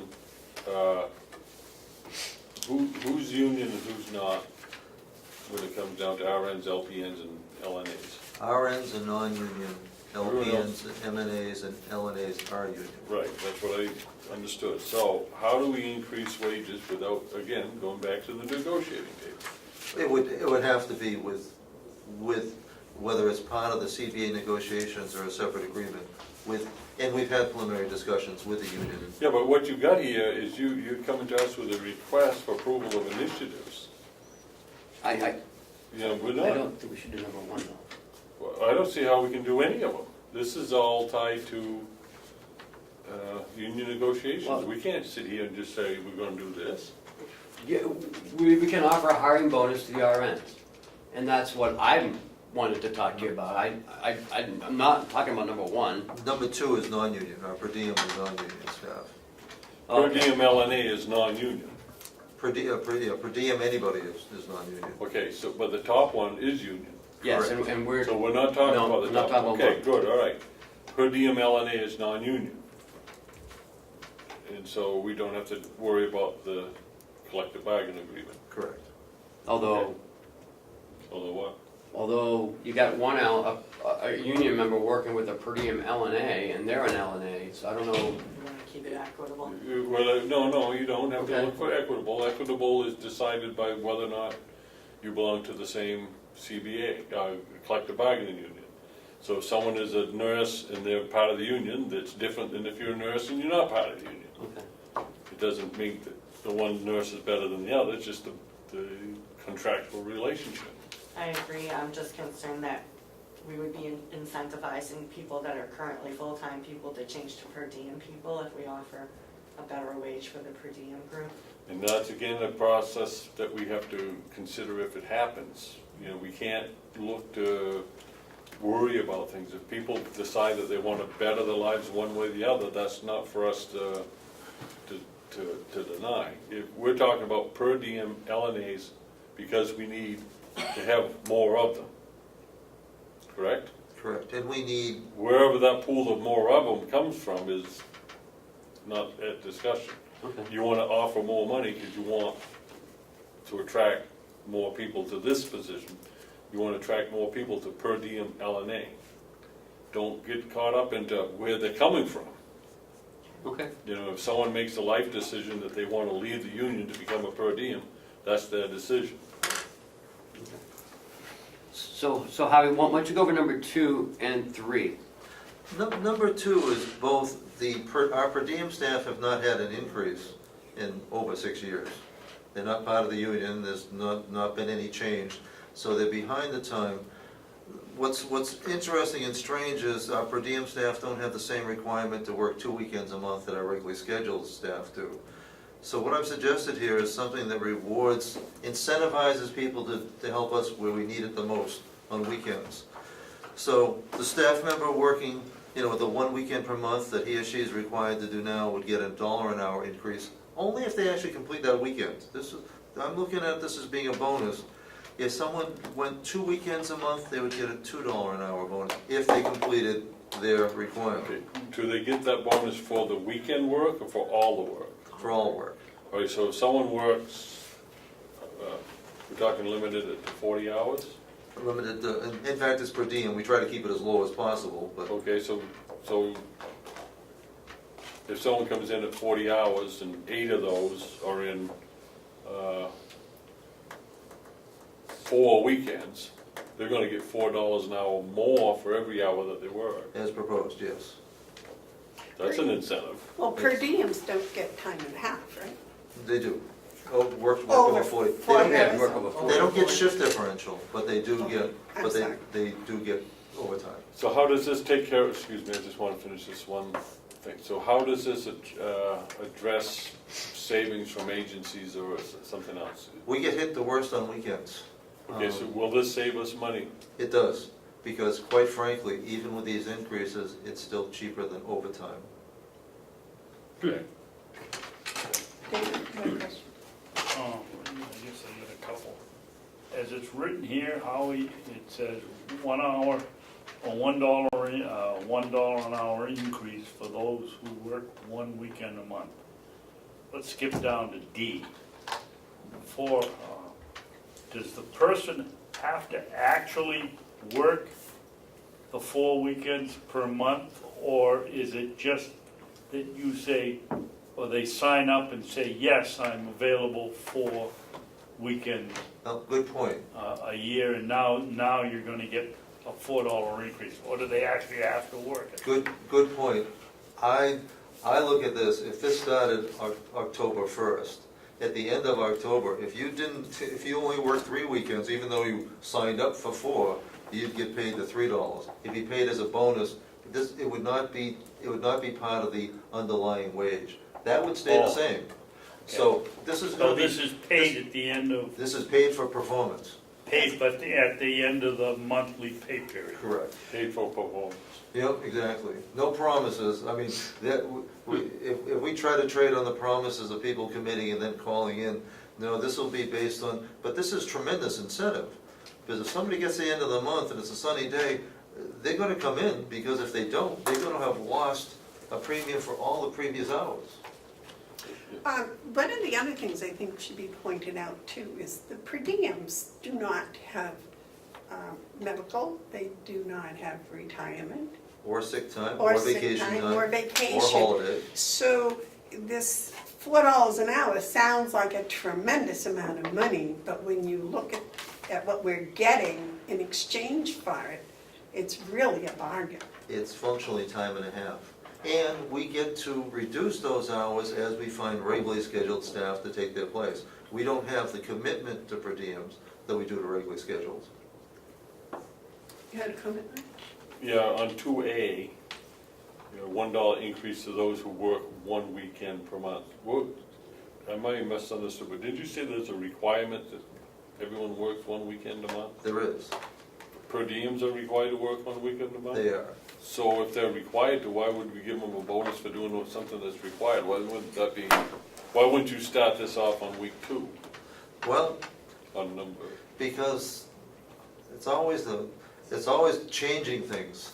This allows somebody to stay exactly as they are and get a $1 increase. So we're not forcing somebody who for life, the last thing we want is to force somebody who doesn't want to work a second weekend to quit. It's like shooting ourselves in the foot.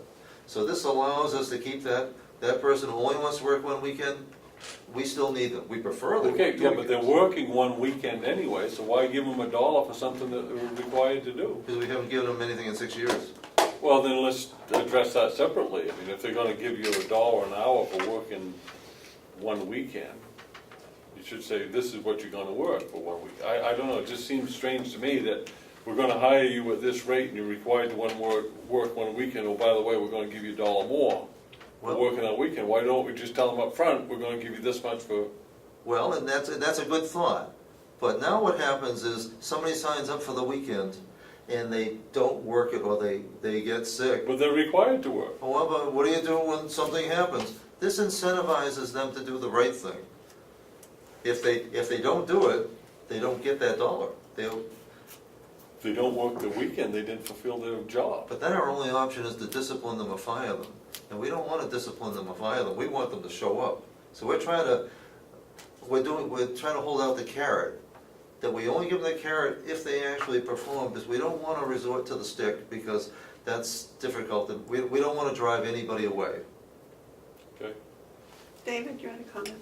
Yeah, I think that we've had this discussion before in some form, and the upshot was somebody over there didn't like it that the per diems weren't working the one weekend per month that they were required.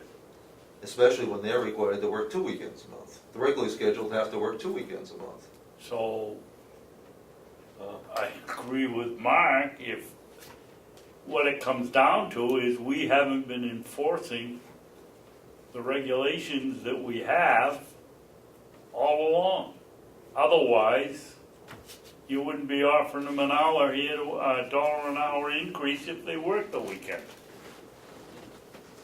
We tried, nursing department has tried to enforce, but we don't get 100% compliance, and we don't want to drive people away who are otherwise doing a good job, but it's an attendance issue, not a performance issue. And this is a way to actually penalize them $1 an hour. Exactly, that gets your attention. If you work 2 shifts during the week, and you don't show up your weekend, you've just lost $16. I mean, It adds up. It does add up. I like that positive approach. Yeah, I guess I do. I think it's, the thing that I think is important to do this is, it does relieve some of the pressures on overtime and agencies, It does. which is really, really expensive. And where it hasn't been 6 years since it's been add to this. It's been a long time. Yeah, that's- And some of these per diems are more dependable than the regular staff sometimes. Yeah, these are good people. They want to work, but they only want to work what they want to work. Yeah, yeah. All right, well, all right.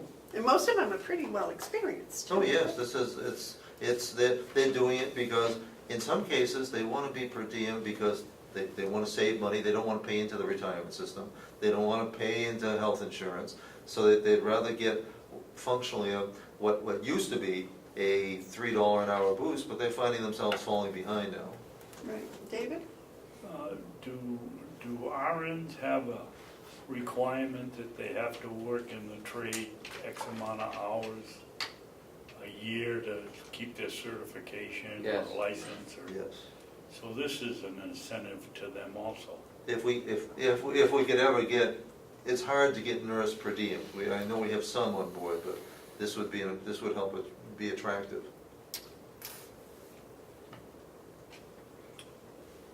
Yes, sir.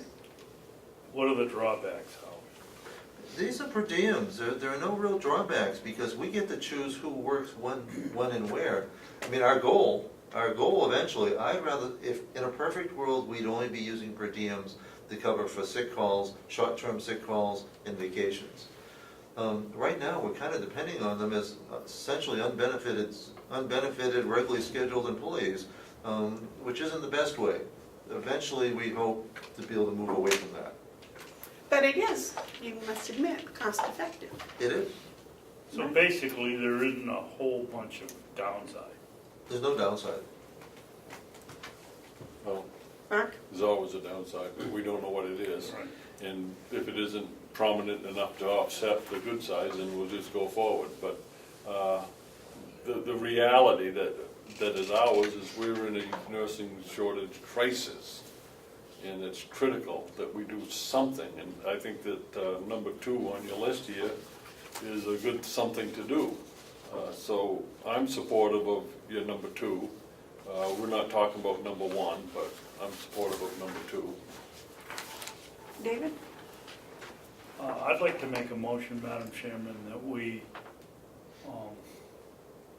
implement number 2 from Howard's August 24th, 2018 recommendation letter, but we do it on a basis of the next 3 months and see if it works. So, second for discussion. Okay, motion's been made and seconded to accept number 2 on Howie's on a 3-month conditional trial period. Madam Chairman, may I ask, Mark wanted for the discussion. I was just going to ask for discussion. I was just gonna say, I'd be willing to go 6 months, but I don't know what's gonna happen in the first quarter of the new budget year, so you wanna change it to 6 months and go from what we have raised this year to I think hopefully in the first quarter? your approach is a sunset approach, which I think that a sunset approach is a good approach to use in some instances. But on this one, because we're monitoring it, I would rather us not do a sunset approach, in other words, it stop, but require that we get a report within 90 days. I think 6 months is too long, about how it's turned out.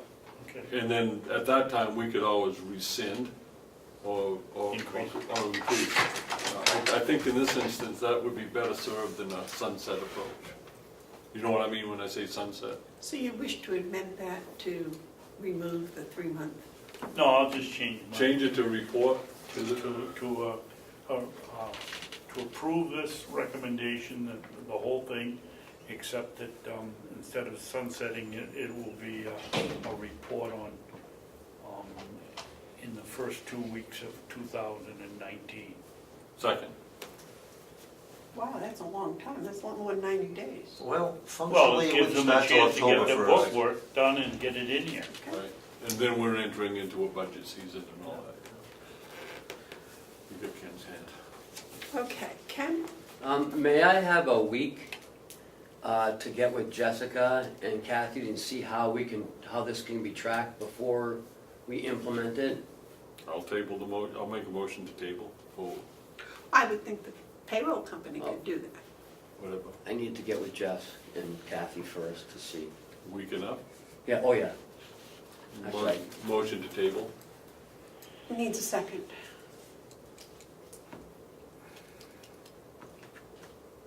I'd like to get going on it.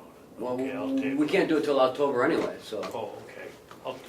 I'll Here's second what it. Howie said. Yeah, well, September's, Already in here. order to educate people and deal with the schedule, October 1st would be the earliest I could. Okay, so I guess that gives me But time. you wouldn't be paying anybody. Well, I think it's But they would important. enroll in it the 1st of September. We would start the discussions, educating and start working on the October schedule, because with incentives like this, people are gonna sign up on a different basis than they are presently. Well, I think that the week gives Ken and the Oh, staff that's- time to do procedural stuff, so we'll know how it works, but by and large, we're gonna do it. We're just not gonna do it today. That's fine. But the first payroll that would be affected would be actually November 1st. Correct. But you still want a week to, No. Well, let's go with what you've done. I'll report back next week if there's an issue, and then we can address it. Right. Do you want us to table this or not? No, no, I'll I withdraw change my my mind. second. Let's move forward. If there's an issue, I'll bring it up to you next week. But, you know, I'd like to get it going too. right. Well, that's what I'm thinking, and I don't think there's enough time for them to actually sign up for the month of September. No, but we can educate and plan and start it and launch it properly. So you're gonna set up procedures? Yes. And we'll work with whatever accommodations we have to do to accommodate the needs of payroll. Okay. It can certainly be done. So where are we on this? So the motion's been I made withdrew my and, second, you gotta withdraw your table. I did. I have. so the motion's been made and seconded to enact number 2, to increase the wages per diems for, this is just LNAs? Yeah. Oh, I didn't even realize that. What about the MNAs? What? The MNAs? We don't have I any don't think we per have diem any per diem M&As. M&As. No. Oh, okay, all right, sorry. So this is the per diem staff as number 2 on Howie's proposal. All those in favor say aye? Aye. All right, now number 3, Howie. I'm not, could you kind of explain that to me again, how that's gonna work? Hiring and referral, it's a matter of that we provide incentive both to a new person coming in and to the staff member who recommends him or her. With the idea being, advertising is looking for, most of the people that we need who are licensed are already working. We need one of our own staff to call that friend, that cousin, that relative, and say, would you consider? And give them good reason to do that. It'd be less expensive, in my judgment, than advertising, and it also provide a benefit to both sides. Well, how much should that benefit be? Well, that's for discussion, certainly. My question is though, with this, if an employee referred somebody and they were hired, would we also give that new hire the $500 sign-on bonus and the employee the $500 referral bonus? Exactly. So it'd be $1,000. It'd be in that model, it'd be $1,000, and it'd be paid half at 30 days, half at 6 months, or whatever program we chose. Okay, that is what was confusing. Yes, Mark, you have a question? I like this, I have no problem with it, but, you know, not to throw sand in the grease. We don't have, as I understand, we don't have a contract with the nurses union that allows us to do this. Even though we've ratified, it hasn't been funded by the delegation, so we do not have a contract in place that allows us to offer hiring bonuses. I don't think there's any objection, because the unions had said that they would be agreeable to it in exchange for some other provisions that we gave up, you know, to get this benefit. For us to go out and do this without a valid contract in place, I think poses a problem, or potential problem. Yes. So that's why I'd like to offer this suggestion. I would like, because I've been tracking it with Lisa, the other nursing homes in our catchment area are double this. They're $2,000 signing bonuses. I would like to implement it to the RNs currently, once the contract's signed, offer to the LPNs. From my understanding, on the 17th, the county convention will be funding. I'm hoping. I like that. Funding. I like that. And once that happens, bang. I'd like to up it $500 more. For RNs. Yes. Oh yes. $2,000 for RNs and $1,000 for LPNs. Can we also have something in there for the LNAs? Is there as severe a shortage for MNAs and LNAs? It's not as severe, and we have the opportunity, and we might need to exercise it again, of running our own programs to train more. We don't have that option with LPNs or RNs. I'd like to come Yeah, back to you. yeah, Maybe. Yeah, If we get to a level that we can't attract anyone, then we can come back and ask for hiring bonuses for LNAs as well, if we get to that point. So you want a motion for RNs immediately RNs immediately for at what level? $2,000. For $2,000, and the LPNs, once the contract has been signed, to move forward with that. Can't we come back and just do RNs today? Yeah. And then, at a Okay. later date, talk about the LPNs Okay. and maybe the LNAs at the same time? Okay. Ken, what are you suggesting for the referral side of that?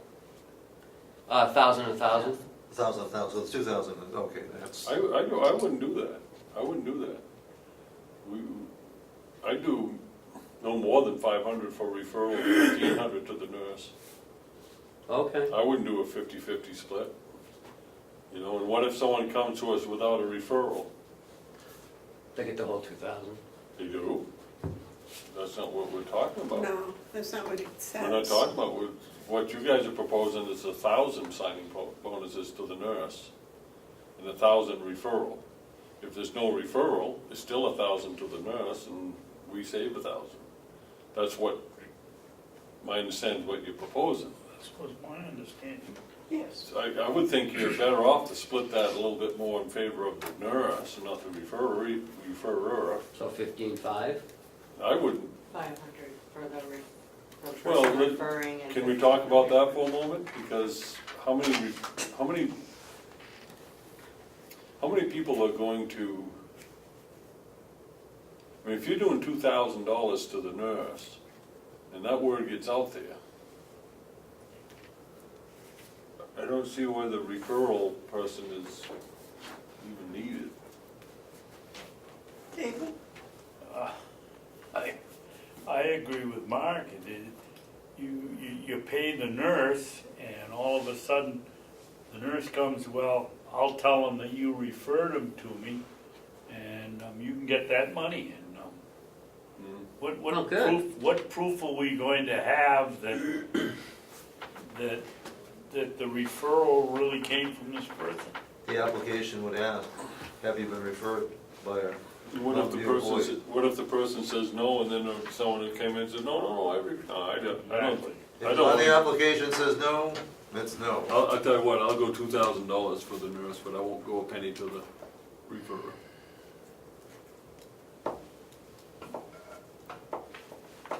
mean, I'm willing to do anything right now, so if that's what we're gonna get, then that's what we get.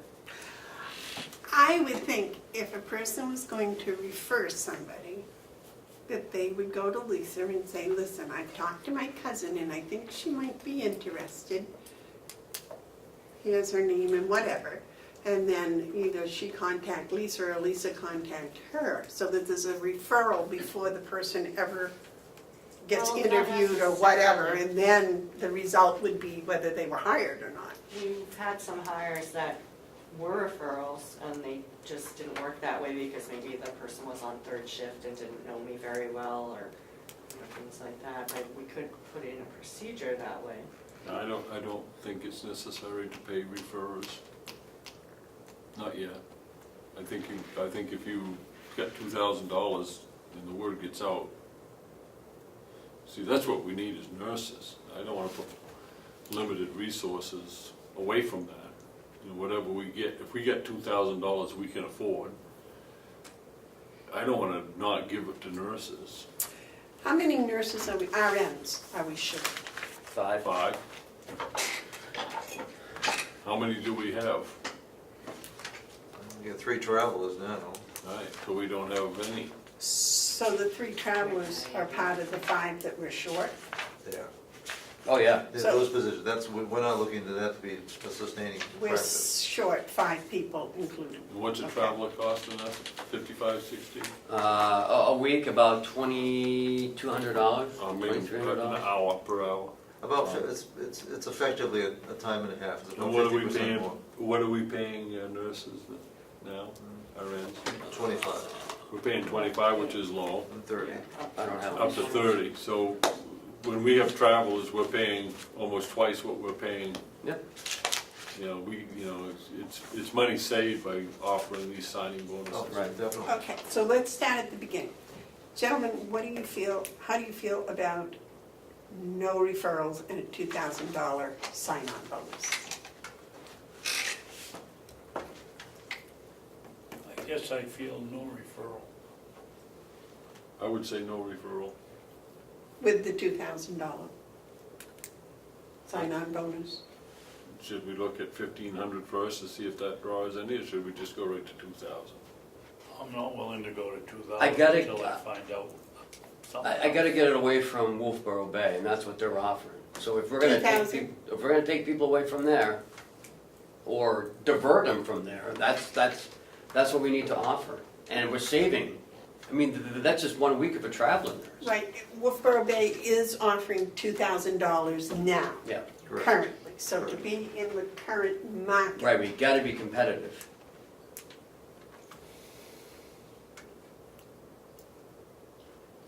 You're saving on traveler, 1 week of it is a savings right there, you've already paid for it. Yeah, I accept we're down so many nurses, you're gonna pay the traveling nurse anyway, so, yes, if we were comparing Okay, so, eggs to eggs, yeah, there would be a saving, but we're not. so we're gonna paying a need- time and a half for our nurses to stay over and work a double shift. I'd rather see less amount of money in a shorter period to see if it works. If it doesn't work, then we can always raise it. You know, there's other Look at factors you, okay. besides, you know, What? maybe they live in Tamworth and they only have to drive here rather than to Wolfboro every day. I mean, there's other factors besides. I mean, we've tried everything, I mean, and we keep talking about this nurse shortage, and we're not, you know, doing it. I mean, We're getting we're starting to do things about it, but, you know, We're not making a sizable impact. Yeah, you're not really- So far. drawing them here. What about if we put on Indeed for, say, 14 days, a $1,500 sign-on bonus for RNs? And if there's no response, then in 15 days we rediscuss it, or 14 days we rediscuss it with the option of upping it to 2,000. Yeah, I'm gonna do a fishing house. Okay, we're trying to find good bait in a fishing hole where there's only a few fish left. And so, you know, you wanna load up your bait pretty good. I think perhaps what we should do is for a period of 60 days, offer $2,000 and see if we get any nibbles. I'm kind of got a feeling we may not, and that might give us a better measure of how critical this shortage really is. Because if we're meeting market conditions, which is what you're talking about, and we're not able to attract nurses, we got a bigger problem. And so instead of That's true. doing the 1,500, do it in reverse, do $2,000 for 60 days and see if we get any bites, and then after that. So this would be perhaps an opportunity to sunset. Can we put in that advertisement that for the next 60 days, we are offering a $2,000 sign-on bonus, period? Would that help? And then it wouldn't be continuous. I would say 90.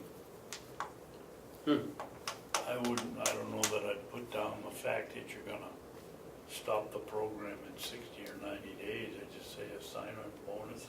If they come and you can sit them down and say, you know, this is just a 2-month offer or a 3-month offer. The other thing I think we ought to discuss before we even talk about how much the bonus is gonna be, is how we're gonna pay it out. You're gonna pay $2,000 to somebody the first month and No, then it switch. says here, doesn't it? Yeah, I thought it said. half of it in 30 days and then the other half 6 months. Yeah. Or you wanna do it every quarter, half in a quarter, and the other half in the other quarter? Wanna do it monthly? How do you wanna do it? I actually think that the 30 days and 6 months is a good spread. Because if they're gonna know at 30 days whether they like it and they wanna stay. And, But we've Whether already we paid want- them half by that time. No, I mean, there's no guarantee. No, they wouldn't get anything unless they stayed 30 days, Well, she said in 30 days they're gonna, at 30 days. yeah, but now we owe them, now we're gonna go with 1,500 or 2,000, now we owe them $1,000. Well, the reason for the 30 days is so you don't get somebody that works a week and leaves and walks away with your $1,000. exactly. That's the, And that's what I'm saying, within the 30 days, they're gonna know whether they wanna stay or not. and we're gonna know whether we want them. Right. I'd Okay. settle We gotta for give them 3 $1,000. months, I'd settle for 3 months and 6 months. I think Amanda's right though, I think you gotta give it up front. Well, not up front, but after 30 days, because they've, Or monthly. Well, don't or forget, how about monthly? That way, monthly would do it. It's- Don't it's forget, sort of- we're the only, not, as he would say, we're not the only fish in the pond. We offer $2,000, you don't think that the Genesis is gonna sit back and say, well, that's okay? They might even consider the raising theirs another 1,500. maybe they And will. we don't wanna get in a spiral. Well, we may not be able to avoid it. We might Because that's have what to. happens when you have shortages. You have people with the demands working more towards a limited supply, and that causes an outward shift of the point of equilibrium, prices go up. We can't fight the economics of the shortage, but what we can do is we can say, we're gonna give you a $2,000 signing bonus, and we're gonna do this by giving you $500 the day you sign up. And then in 60 days, we're gonna give you another 500.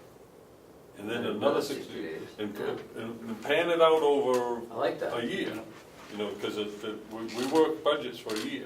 So in the end of the year, then they'd get the 2,000. But you give it up to them, I don't think it's good business. I think you gotta pass it out. Maybe monthly is the way to do it. Well, I was thinking one step farther than that, Mark, that if we give them a bonus and then Genesis raises theirs, there's no incentive for them to stay here if they can go over there and pick up another extra 500 over in Wolfboro. We're in a spiral there. And we've got But I to think simply- they're also in increments. I don't think they give them 2,000 right up front, or I would hope not. I don't think they do that. I think the 30 days,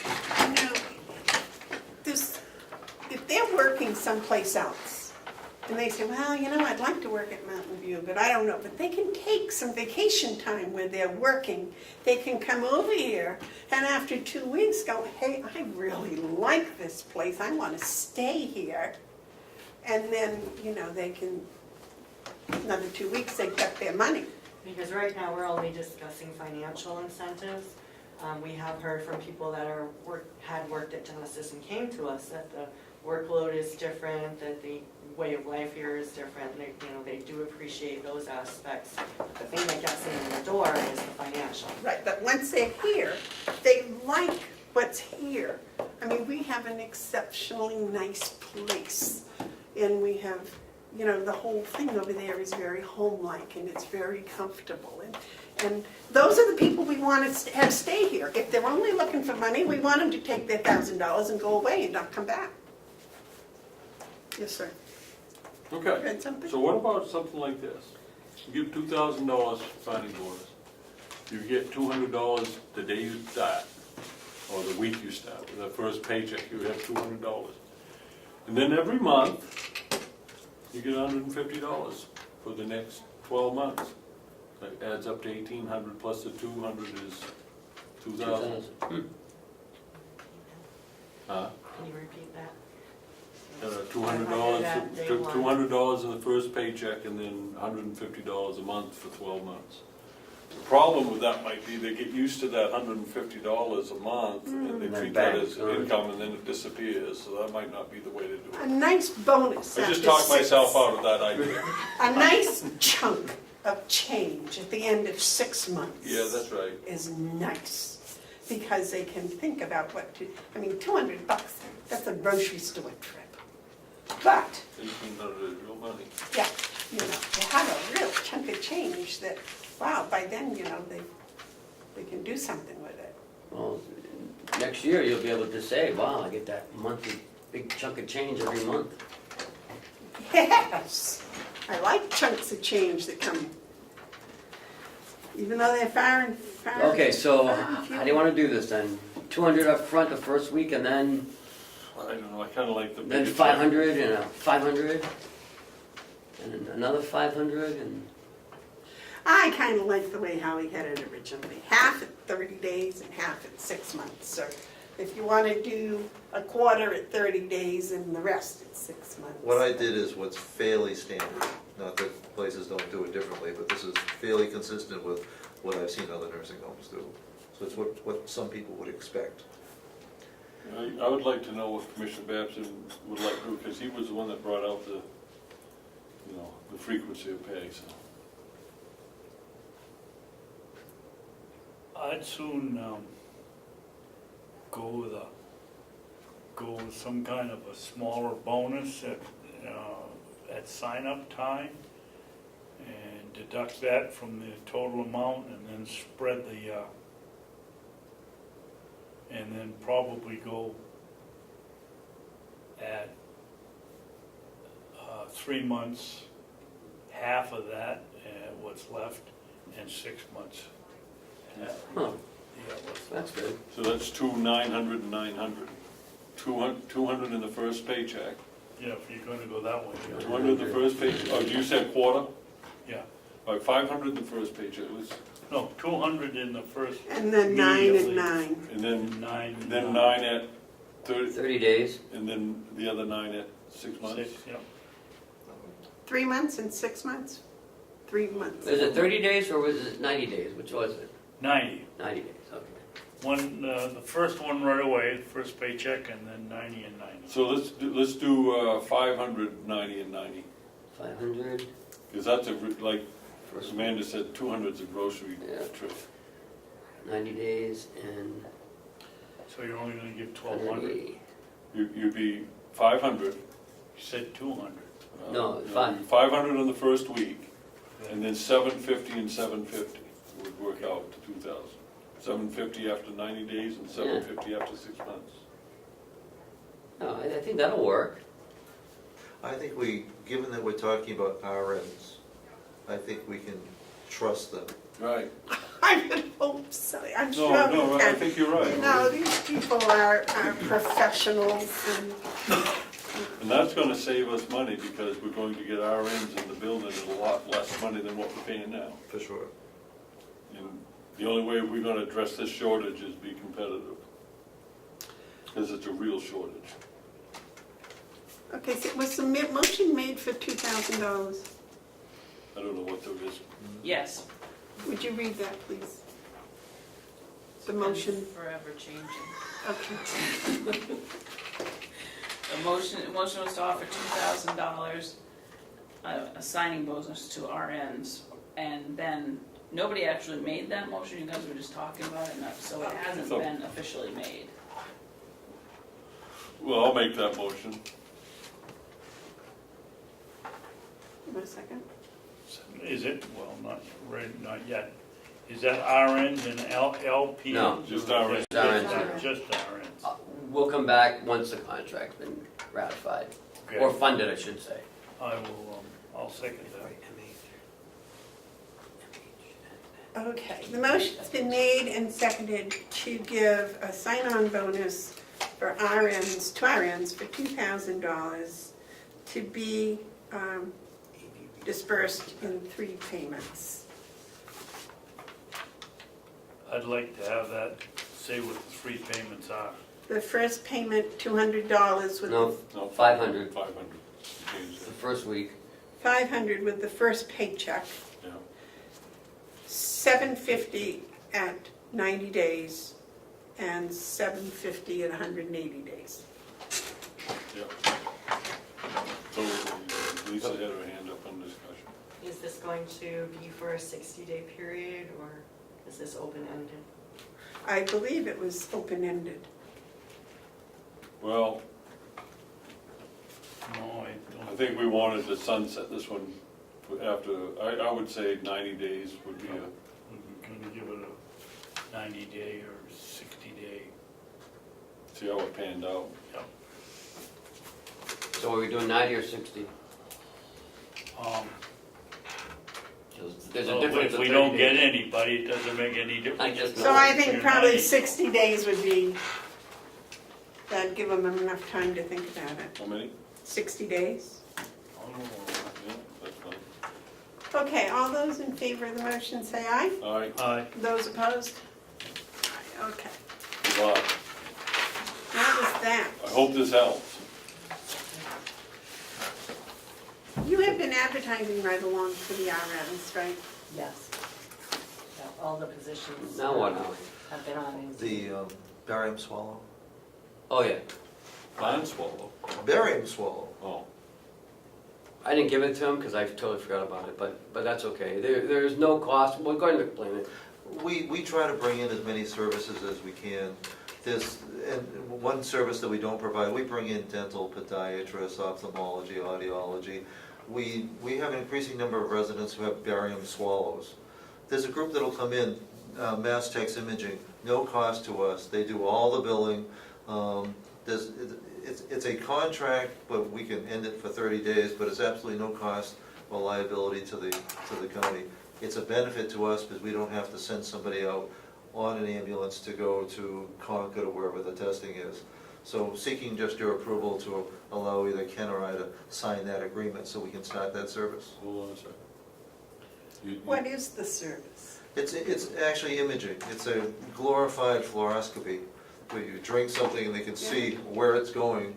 But it's so much more convenient for our residents to have it done here as opposed to shipping them out to a hospital setting. Yes, sir. So you're saying this is a contract? It is a contract. Okay, so contract means we get something and we give something. So I understand what we're getting. What are we giving?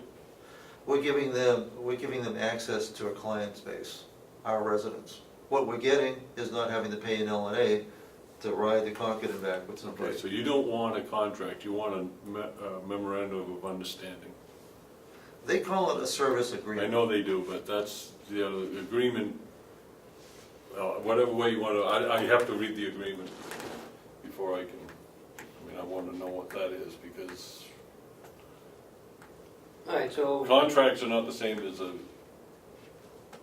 memorandum of understanding. I'd rather write our own memorandum of agreement with these people. That's They what- provide the service and we provide the space that they need to do it here, and that's it. And How no often cost do to they do us. it? Right now, we're only doing about 4 or 5 per year. There seems to be a greater utilization of it, so we're expecting that it could get to be, this isn't earth shattering. But, you know, if we save 6 trips a year or 8 trips a year, it's a help, especially with staffing issues the way they are. My question was the other way around. What does this company do? We call them and say we have a person that needs this done today? Exactly. Or do they come in and do it as a screening? No, it would be on doctor's order. If one of our residents needed barium swallow, then we would notify them and they would come in. Same as we do with mobile x-ray. Okay, so when they come in, they're going to charge Medicaid, Medicare, someone, they're gonna charge someone, not us. Correct. Does it go, any of that go through us, any of None that of it. billing? Okay, so what we're giving them is access to clients, patients, Exactly. and in return for that, they're giving us what? Convenience. I get an MOU and I'll look at that, but as far as signing a contract with that, you know, I'd be hesitant, because I don't know, I'd have to read the fine detail of that, you know, are we giving them access to patient records and whatnot? We are, and they have to sign a HIPAA agreement. Yeah, well, you know, the thing is that they also adds to their database. You know, we just have to be careful. Oh, definitely. I wanna see, I need to read that agreement before we take action on it. And I don't think, like Commissioner Babson, this might be something we wanna write. So once you send it to me, and I'll just forward it to them for next week. Will do. Thank you. Who signs the X-ray agreement?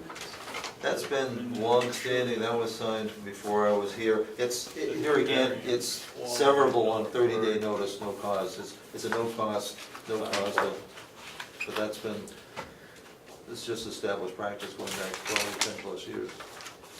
Okay. Thank you. Thank you. Thank you.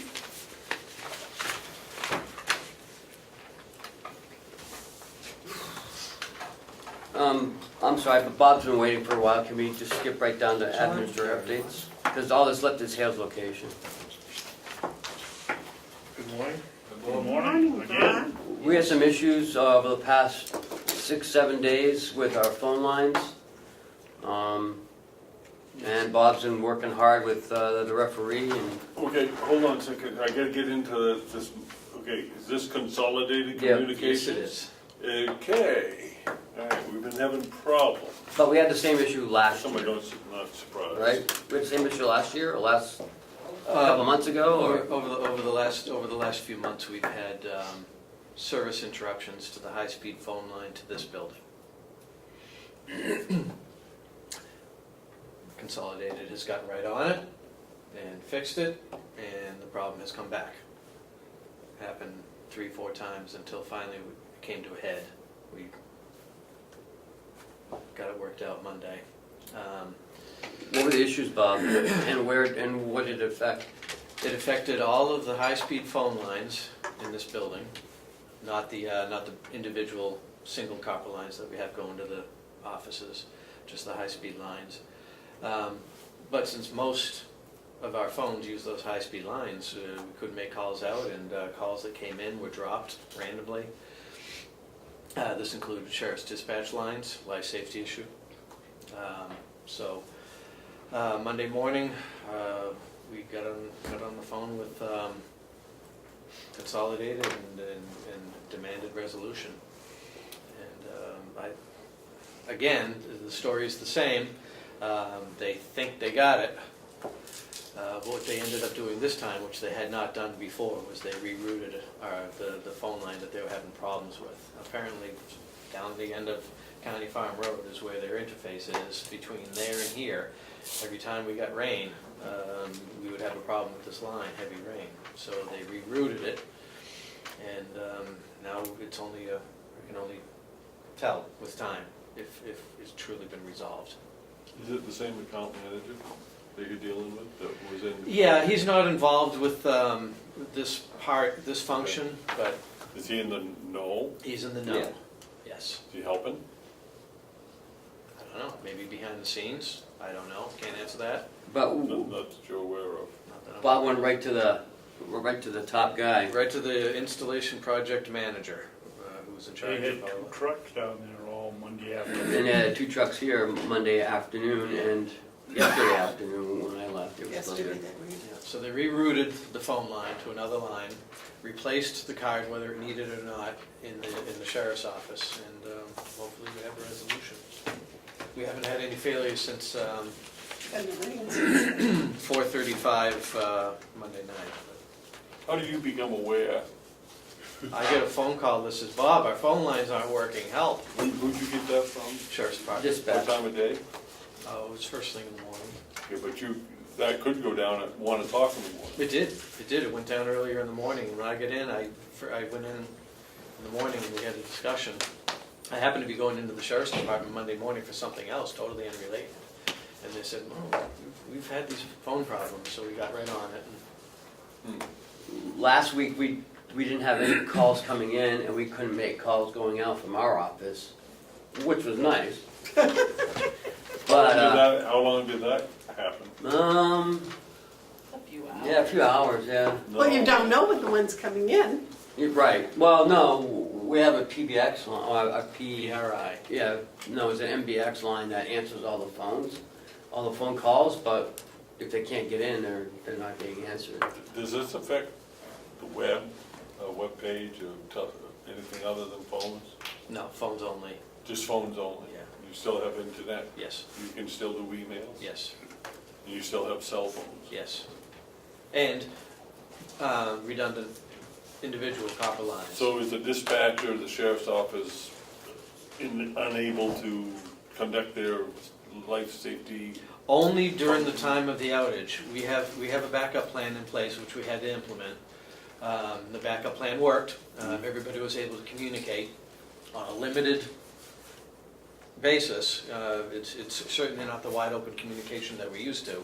It's on a limited basis, but we have redundancy built into the system. Now, I apologize, I'm not sure how dispatch works in its actual functions, but usually who calls dispatch? Is that 911 calls dispatch? Yeah. So if I wanted to call dispatch, I wouldn't be looking for that number to do it, because I wouldn't call dispatch. If you call 911, It would go to it Concord. goes to Concord first, Yeah. who then reroutes to the local dispatch center. Can they, okay, so did this communication break down the ability of 911 Yes. to contact you? Anybody to call in. No way. So 911 was not able to contact the sheriff's department?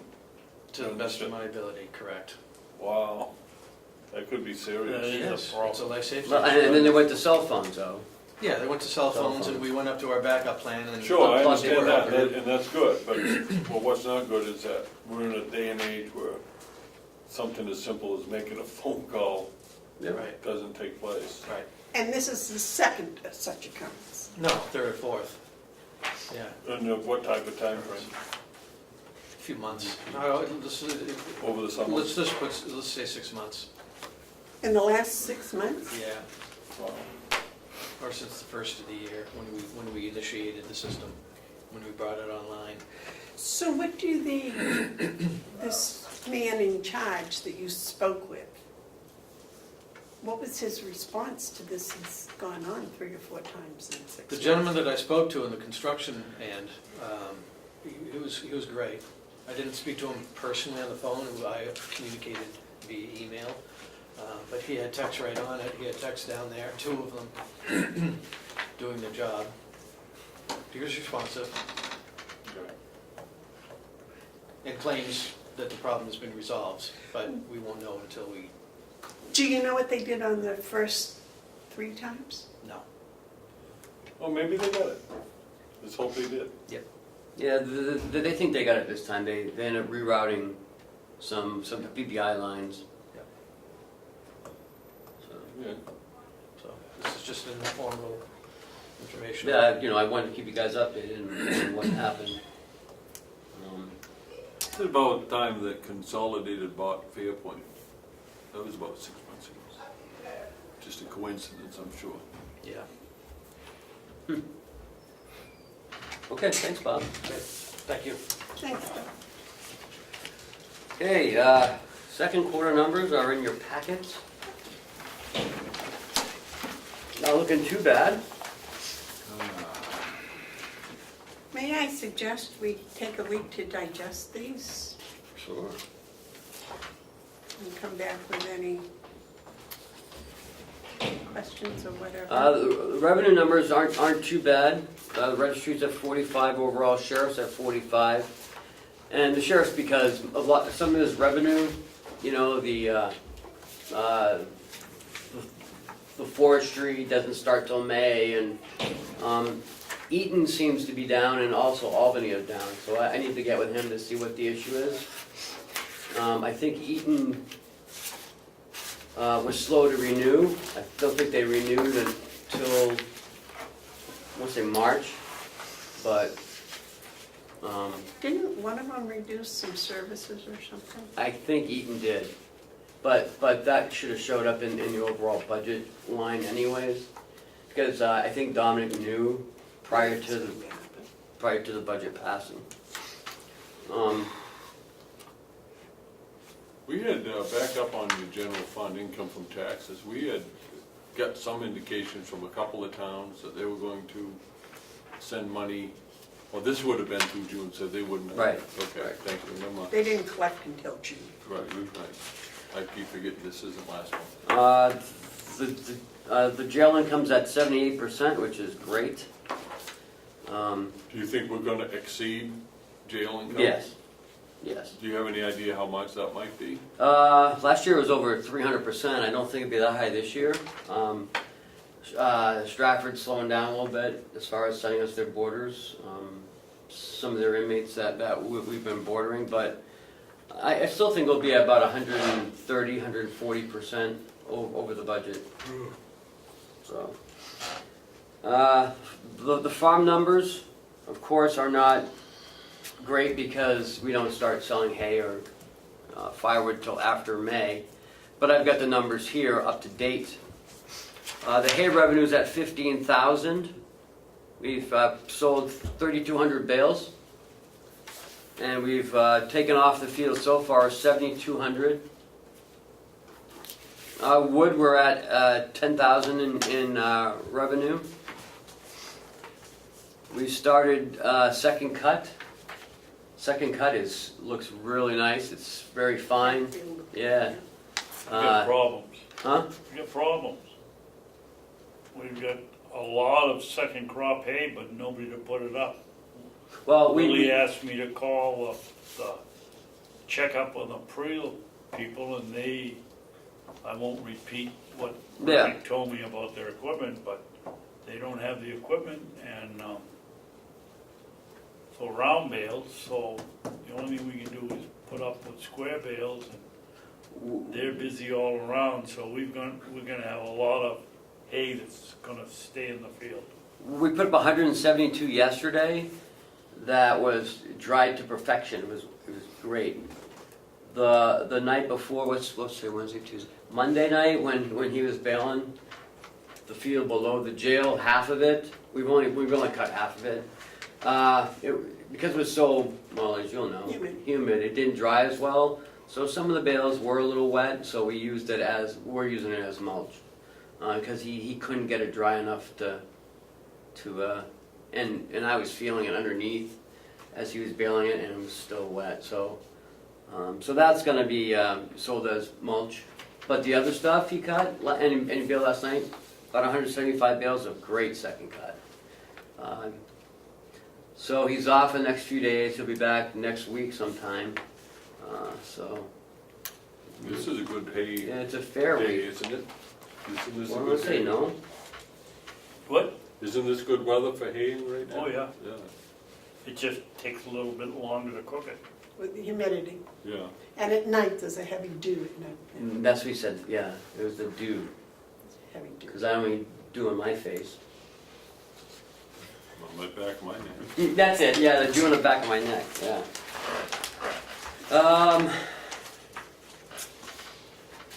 Where else? Nursing home. Nursing home's at 57%, which is good. Our private room rates, we're at 45%, skilled at 45, and Medicaid at 48. personal resources are at 58%. And of course, our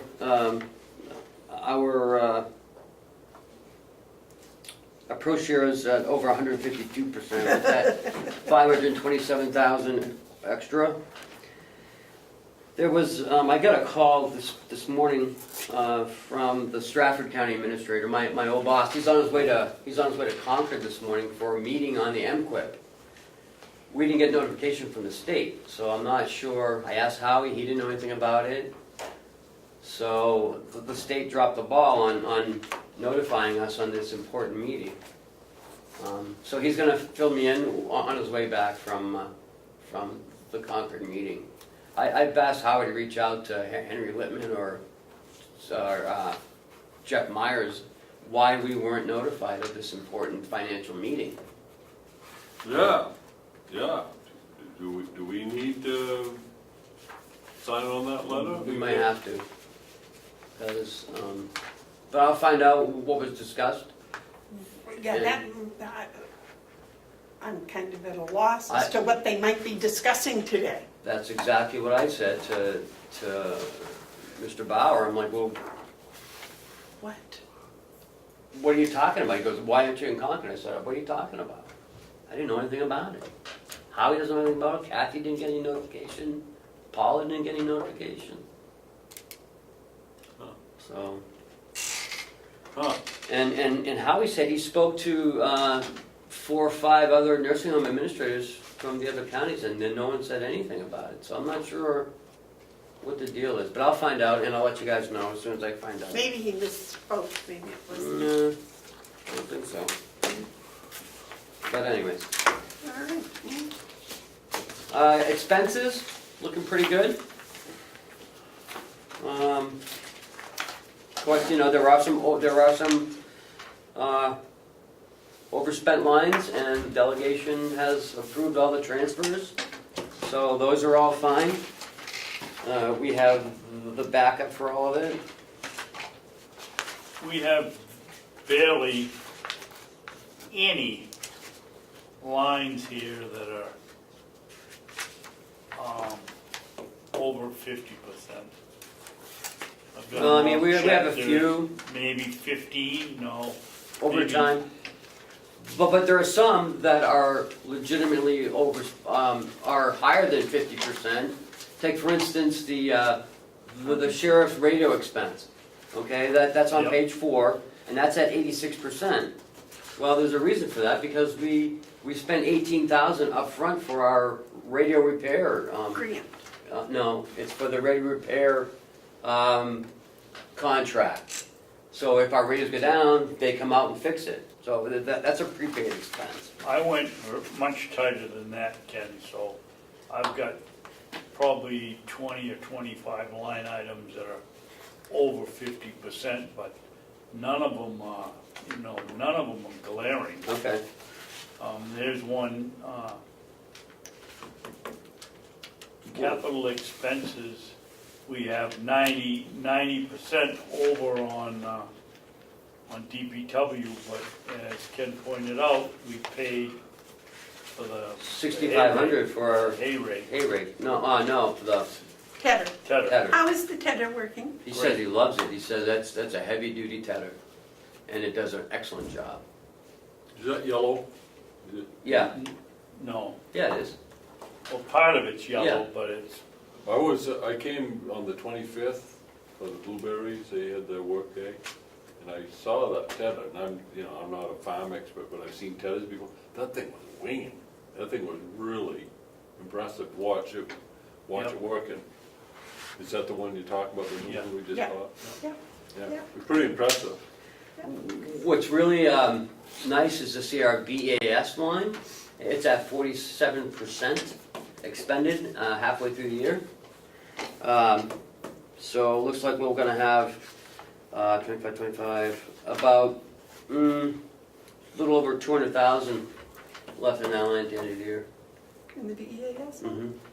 BS, BAS. BEAS. The one that Bureau of hunts Elderly, us. yeah. How come? 5.2. because we just guessed in June. Right, yeah, we don't, No, We don't know how much we're gonna spend. We guess lucky. yeah. Are there less people? You should know that, you're the BAS expert. I know, but I haven't gotten a current one, so I I don't know. can't answer that. I don't know. I'll have to get out and get a current one. But you know, they bill us an amount, the same amount every month, so I'm not sure why. And our credit was a little bit bigger this year, From last year? yes, so that might be some of the savings as well. Okay. And it looks like Kathy and Checkmate have finally reached an agreement on our GL. Everything's flowing to where it should be finally. That was the issue the whole time, we're trying to, you know, get the GL to match our budget, and yesterday she finally finalized everything, so.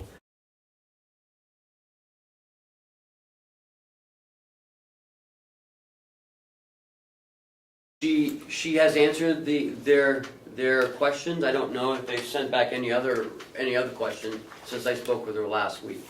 And I met with Liz. What questions are these? They only had 2 questions, the propane and the No. credit. Oh, that I have no idea. They're not moving on that because we don't have the money. So no one signed, you guys haven't signed the So contract. what are the questions that you're talking about? The auditor has other financial questions that they requested from Kathy. Oh, I didn't know that. Yeah, those, when I say questions, those are the questions there. I'm not talking about those. Those other 2 Okay. questions won't take them very long, I don't think. And we've answered the ones from Melanson Heath to Kathy. Yes, and Commissioner Hounsell had a PC signed last week, so that's gone, and, you know, like as a commissioner and the clerk, he needs to sign, fill out a document, which he did. So that's done. So Have I'll they give it, given you any idea when the audit's gonna be done? I'm guessing the same time last year, September, so.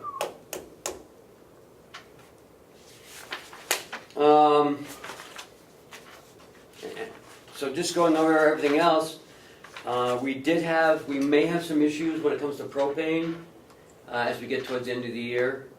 Remember, our propane price went up.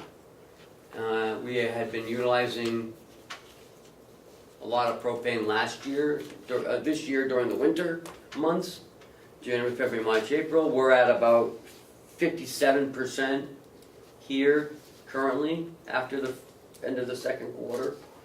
So I'm guessing we may have to transfer a few thousand into the propane. Well, we after the year. probably haven't used a whole lot this summer. No, we still use propane because that's what works the rooftop units as well. And remember, the furnaces, the boilers run in the summer to offset the humidity in the room. It's awful, It is awful. but it'll be fixed. Oh, yeah. As soon as Siemens will be doing their presentation to the county convention on the 17th.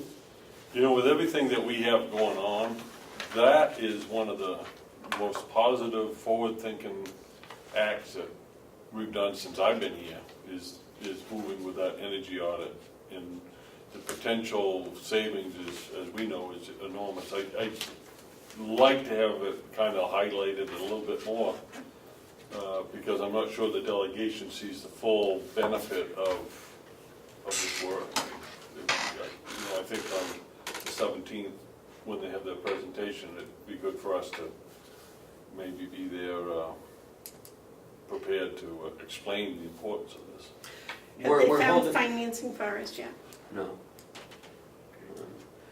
We're holding off repairs to the boiler at the jail because of this.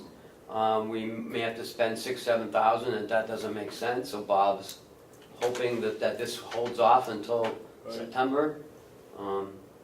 So quite a bit of repairs hinge on this deal moving forward. Quite an opportunity if we pay attention to it. Huge savings. Huge, millions. And we have I some, agree with you, Mark. I don't think the delegation understands the importance of it. No, it's like, it should be front page story, you know, it really is that important. well, I think that's what Damon should be writing, not this other stuff. Well, We can't control the press, unfortunately. No. So that's a quick synopsis. I had a question, under the performance audit, which is on your page 7. It's Performance audit. it's $26,000. Yes. They got And to, as far as through the second quarter, there hasn't been any spent on that. And I know that they had a meeting the other day where they're pushing this forward to the full delegation with a recommendation for Yes. the contract. I find it kind of noteworthy that through that whole process, I don't know, maybe you were involved or someone was, but I'm not aware of any of the commissioners' involvement in any of the setup of this. Am I wrong on that? Have you been involved with the committee? I was at a couple of meetings, we were present. but I didn't go to all of them. I But you know. weren't members of that? No, I wasn't a member. No, Nobody no None of commissioner was us, a member. I went to a couple, Amanda went to a couple. Yeah, I did. So I I guess went I guess what I want to caution everyone is, this is certainly within their prerogative to do this performance audit, and they're going to do it. I don't think it's necessary, but that's beside the point. This is up to them. What I am concerned about is the amount of time it's going to take from our staff in order to facilitate their performance audit. Now, I think that it's incumbent on us to give us a nominal amount of support, but if we're getting calls whenever from the auditors requesting this information or that information, that takes Cheryl and others away from their time, that's a cost to us. There's a cost in time which is just another load on us. We got to at some point look to recoup those costs. So I hope that the delegation realizes that of that $26,000, they should be prepared to set aside some to cover the expense of our staff doing their audit. It's important to point out this performance audit is not the commissioner's audit. Well, as you know, the auditors can't get information unless they go through us. There's no possible way that they would know where anything And is. like I said, we're going to be obliging as possible, but if we start finding, we aren't getting things done, we find out why, well, so-and-so had to spend 3 hours with the auditors yesterday, or. Well, I know the cost of the audit came in at 24,000? 5, wasn't it? No, 24, 5. 24,500. I So there's think. 1,500 there.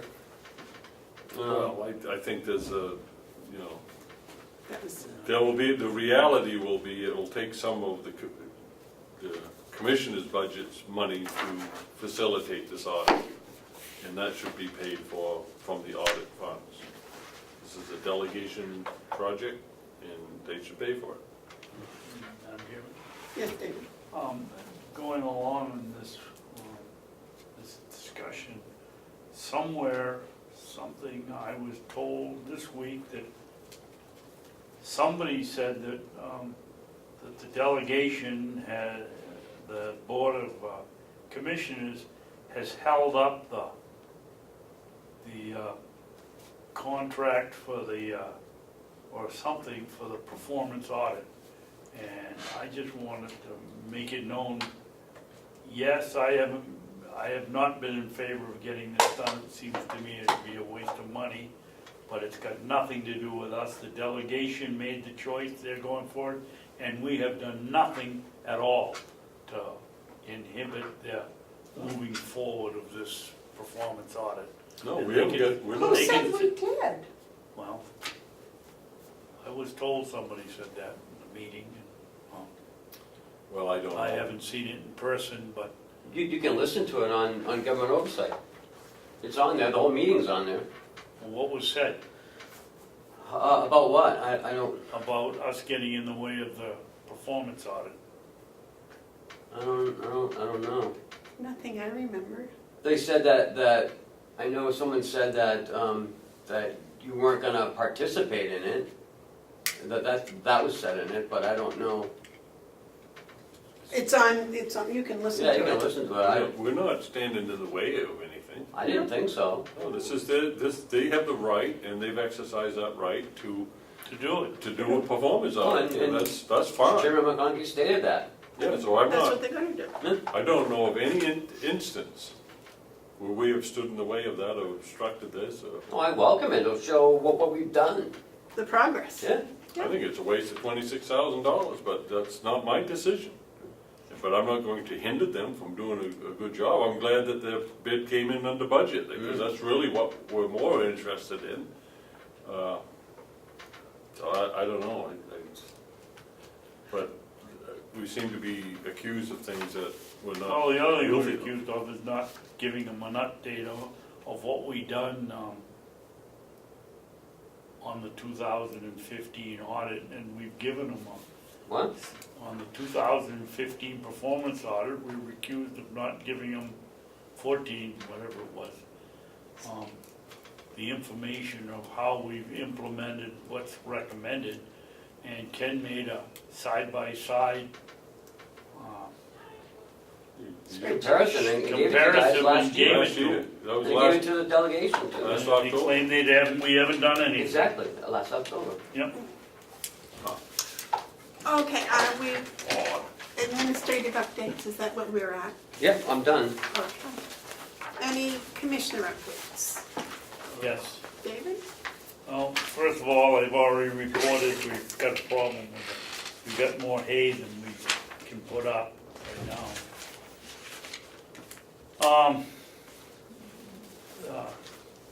Second thing is, there was a gentleman out here working, polishing his truck with his, obviously his dad, was sitting in a wheelchair watching, and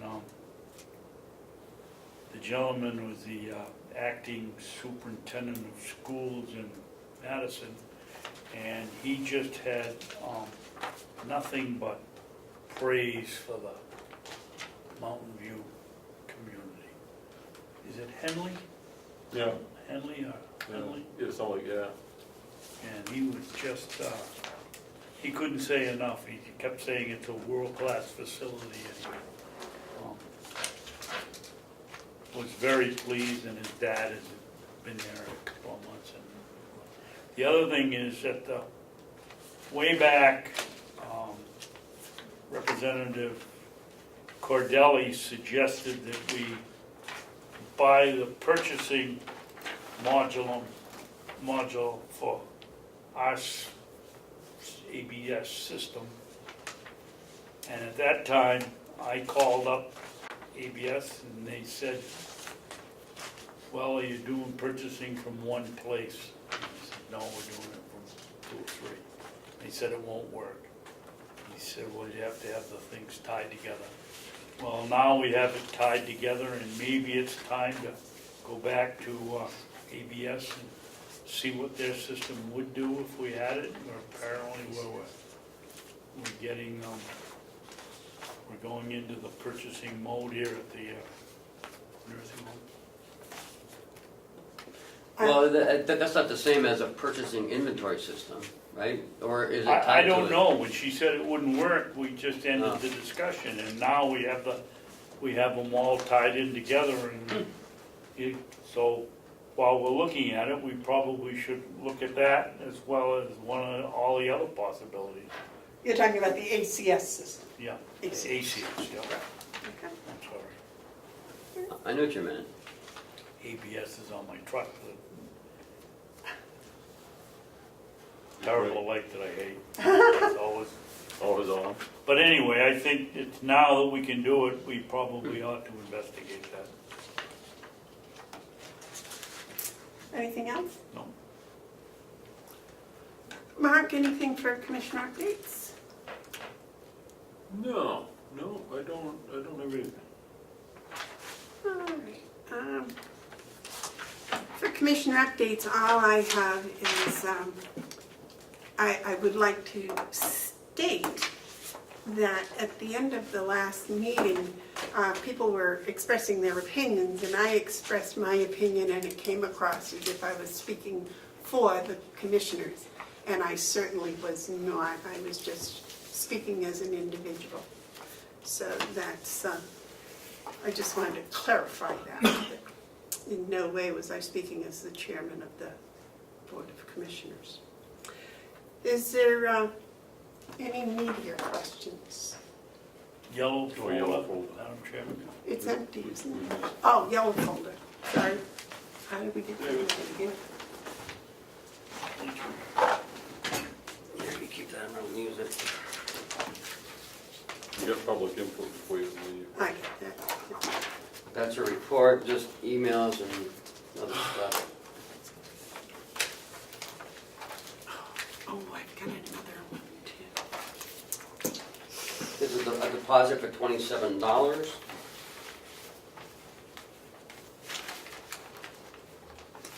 Sales locations can do it.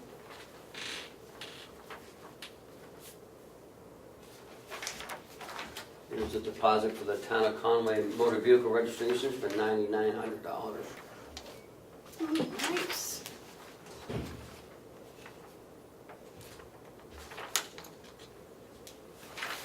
So what they do is they take vehicle registration from Conway, they register in Conway. Yes. And then they being Conway, sends the money to Hales. Yes and no, right, they send the money to Hales, we pay Conway a certain percentage, I think it's $2,000 So it's A not year. deducted, we send them money, check. there's no deduction. No, Okay. because here's the check for $1,400.61. All right, so, can I just see that one again?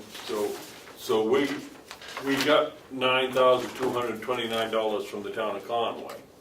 And for the services that brought us that, we're giving them $1,461. Right. Okay.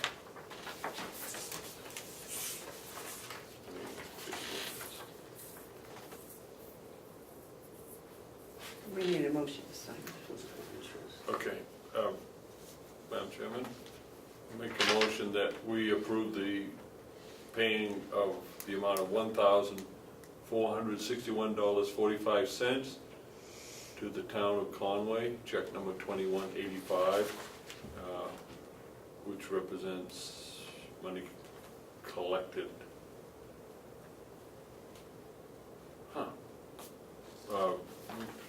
Motor vehicle registrations. David, you want a second? Second. This is a text. All those in favor of signing the check to the town of Conway for motor vehicle fees, please say aye. All right.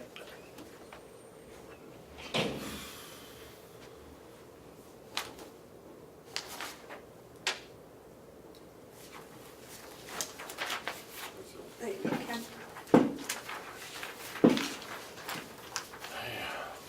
Chairman, I make a motion that we disperse $1,000 to Kathleen Golden for her services. David, I need a second. Second. All those in favor of dispersing $1,000 to Kathleen Golding for her services, say aye. Aye. Aye. David, did you have something to say about that report? Yes, can you talk to Kathy very often? No, sorry, no. Could Cheryl send her an email on I could this? send her an email. On this, we have 12 and 5 and 17, we have 30 emails to SAU 97. What are they? We've been asking this question now since I've been here. We don't have any students, we don't have any faculty, we don't have anything, but yet we continue on our reports to get all of these emails for the school department, I can give you a guess. you think? I'm on the school board and I get daily something from the New Hampshire School Boards Association or this Reaching Higher Level group, who are pro-education groups. I get those in emails. Most of them I send over to spam, but maybe that's what it is. Because she's on a list as being a school, or we're on a list as being a school, we're on an automatic. Well, it was like, we've asked the question enough times, can you drop her an email Yeah, I and say, think what are they that's- for? You're probably right, Mark. Well, yeah, but that's also an assumption on my part. That's not really A answer from her. right. And if they're just mumbo jumbo emails. It's taking a lot of her time apparently. Well, at the end of July 31st, the account at Hale's location in the bank had $113,002.04. Just FYI. I don't know what this is. I'm guessing looks like it's a, This says New Hampshire Department of Revenue Administration, application for reimbursement to towns and cities in which federal and state forest land is situated. so it comes up to $3,810.84. Or does it? Who's it being sent to? Hales? This is value per acre.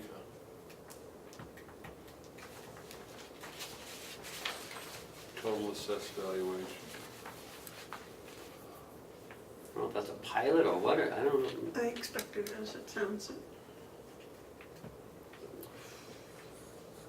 Okay, listen.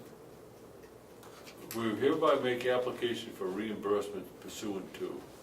List the name of the state or federal forest, number of acres of state in the town.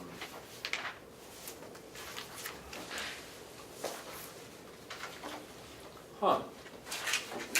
Okay, I see what it is.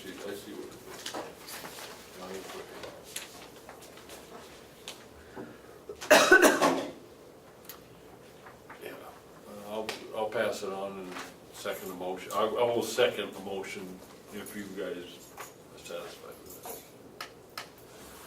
Just an application to get someone, I don't know how much it's gonna be.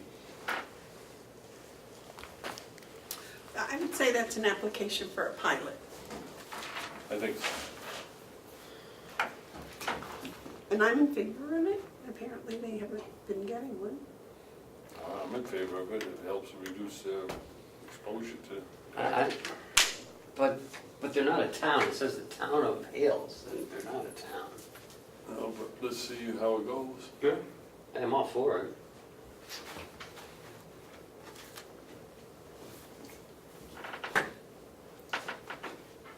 They are, Unincorporated. I know, where they're unincorporated though, maybe Good. they're entitled. Just send all that stuff back to us. They're unincorporated, but Let's see they this shit. collect taxes. That seems to be unincorporated, but they have an income. Here's some stuff for Joe to look at too. Here's non-public minutes that you're probably gonna release anyways. You want to do that now? Yeah, because we did it when you came out of non-public. Just those hires. Okay, I make a motion that we approve the non-public minutes of session 1 of August 22nd and that we unseal them.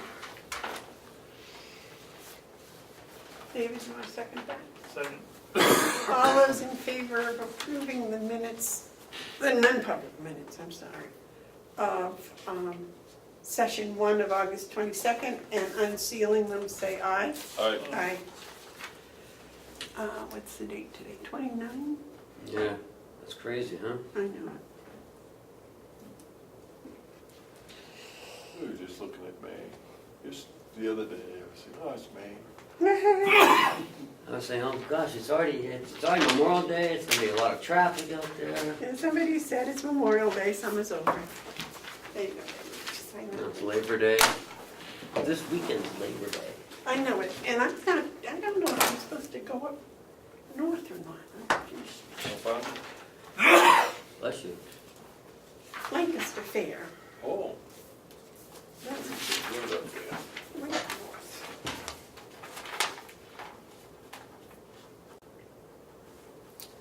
We already announced all those last week, so. Is that, this goes in the old. Is that what it is? That's all we have to do. This is for Okay. Joe to look at. I have another commissioner update. I think that maybe we ought to think about having a minute taker for our meetings. Having Cheryl come up here and sit for 4 hours and then have to do the minutes. I mean, I just think that's a terrible waste of her valuable time. But Yes, sir. Go ahead. Well, no, that was basically. But as you remember, Cheryl was the administrative assistant, then she became the bookkeeper, and the other person, the administrative assistant was supposed to be doing the minutes. Exactly. But they cut it out of the position, so now Cheryl's gonna do both jobs. And, you know, are they giving us the administrative assistant? Does anybody know? On the 17th? I mean, for Babson, I don't know what they're gonna do. You can't tell. I agree with Mr. Hounsell, but, I mean, I think that that would free up 5-6 hours of Cheryl's time. How are we gonna pay for this person? Can I? Must be something. Don't the RSA say we can hire anybody we Yeah, want? it does. But how are you gonna pay for it? See, that's what I'm sorry, go ahead. I don't want to keep interrupting you. I see your hand. Well, here's the thing. A couple of weeks ago, I did the minutes, and I'm pretty proud of the job I did, Oh, they actually. were fantastic.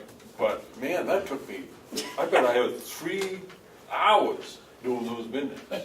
And there's a lot of work, and it's an important work, because you're capturing everything. And I think it's, would be, and I agree with you, Amanda, she's got more than she can do, but we can't take this one away from her, because she captures more than just, you know, everything. She understands what we're doing beyond what you could do if you just hired someone to take minutes. It's more complicated than that. And plus, she has information that we will need from time to time. And I think it helps her in her job to know what we're up to, because it's pretty hard to figure it out if you aren't right here. It's hard to figure out if you are here. But I think it would be, and I understand and I appreciate that you're concerned for her as much as the process, but I think in this instance it would be detrimental for us not to have Cheryl do the minutes. David? I applaud you for your attempt, but I think there's, as Mark said, there's a lot more. The fact that she's here every day, knows the nuances of the system, and to have somebody that comes in here once a week for 4 hours and takes them, doesn't give you it is a historical record of the county, and it's important to keep them accurately, and she does such a good job. I don't see how unless we could find someone to work 4 hours downstairs while she's up here, it doesn't make any sense to take her, but you got the right idea. Well, I had known, she does an extremely good job, but historically, the bookkeeper hasn't taken the minutes. Yeah, but we're I know you went through a lot of minute takers Yes. before in your frustration, but I know like the Lands Committee has a minute taker that is exceptional, and you know, so there are those, and I just thought that would be freeing up Cheryl for another 6 hours. So now, you made a good point. 2810 employs counties. The commissioners of each county shall employ such number of clerks and agents as said commissioners deem necessary. Shall, didn't say may employ, shall employ. Mhm. The problem is if there is no appropriation for the job, they don't get paid. I think you ran into that. But I don't before. know. I mean, I think this law, I think they have to. Well, How about calling the Department of Labor and ask, the law says we have to, that we. I'm gonna we have check to into hire that. It says it shall somebody. hire as deemed necessary. well, because you had hired before, and there was no appropriation for their pay, right? And that's why you let No, people there go? was always. Well, I was talking about in appropriation. another department, I wasn't talking in this department, but. I don't know where that would be, DPW. oh no, they just had a secretary. So it says that we shall hire. Well, in order to do that, you gotta be able to pay him. You can't hire someone if you can't pay him, so you haven't really consummated the arrangement. I'll hire you, but I'm not gonna pay you, that's not much of a job. We don't have the, within us, the ability to do that. And this, you know, maybe we'll be taken to court for breaking the confidence of someone because, you know, they've refused to allow us the tools necessary to do the job, you know, and then blame us for not being able to do the job. It's a situation where we need an administrative assistant, and I think you bringing it up points again to that need. This isn't something that we would like to have, we dream about having, we need it. And we need the appropriation in order for us to fulfill this requirement under the law. I want to just take a moment here to express something that I think, you know, in the volatile atmosphere, the political atmosphere that sometimes surrounds this place, I just want to publicly state how much I appreciate the work of Ken and Kathy and Cheryl and Jessica downstairs. I think that they do outstanding work under some pretty strenuous circumstances and a pretty heavy workload. But as they've done this, they've done it in an atmosphere that can be politically charged at times, emotional, and they've done that so that, and I'll speak for myself, they have maintained my trust all the way through it, and I appreciate their work, and I thank them for it. I want to do that publicly. Thank you. I think, I can't speak for Amanda, but I know I feel the same way, and I suspect she does too, so. We're lucky to have them. Can you just read that? And we need to let them know that we support what they're doing. Thank you. What did you want? Can you just read 2810? Do you want me to read that? Do you want? Well, no, Oh, I I've just- read it 100 times, yes. 2810 of the RSAs. The commissioners of each county shall employ such number of clerks and agents as said commissioners deem necessary.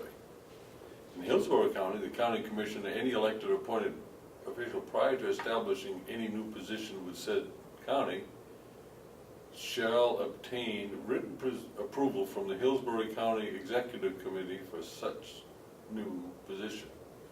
Huh, I'm glad we're not in Hillsborough. Right, but so what I don't understand, I think we can hire and they have to pay for it. I mean, Well, no, we can hire, but if they haven't. employ, let's not say hire, let's say employ. Because if they don't make an appropriation, because I think a number of years ago, we had staff, when it says clerks and agents, I assume that's anybody. Well, what you have is that you have that necessary stalemate that sometimes appear. You get two branches of government have to work together. There has to be an appropriation so that we can fulfill this. If there's no appropriation, we can't fulfill this. So this is government working together. So we just have to press on to convince the delegation, there's 15 of them, we need to convince a majority of them that our needs are real and they have an obligation to appropriate the money. These aren't the days when we didn't have the money. We're sitting on almost $5 million. You know, we're not in a deficit. You know, people's taxes aren't going up. State of affairs are really quite healthy financially in this county, and we have an obligation to meet the needs that the people of this county expect, and that requires us to be more efficient and more properly staffed. We need to have people who can cross-train. We need people who feel good about coming to work and have the support necessary for them to do their work. We are getting there. I believe we are getting there. We just have to press on through and keep, as Commissioner Bevard said today, you know, be aware of the strains that are put on our staff because we have so much that we expect them to do.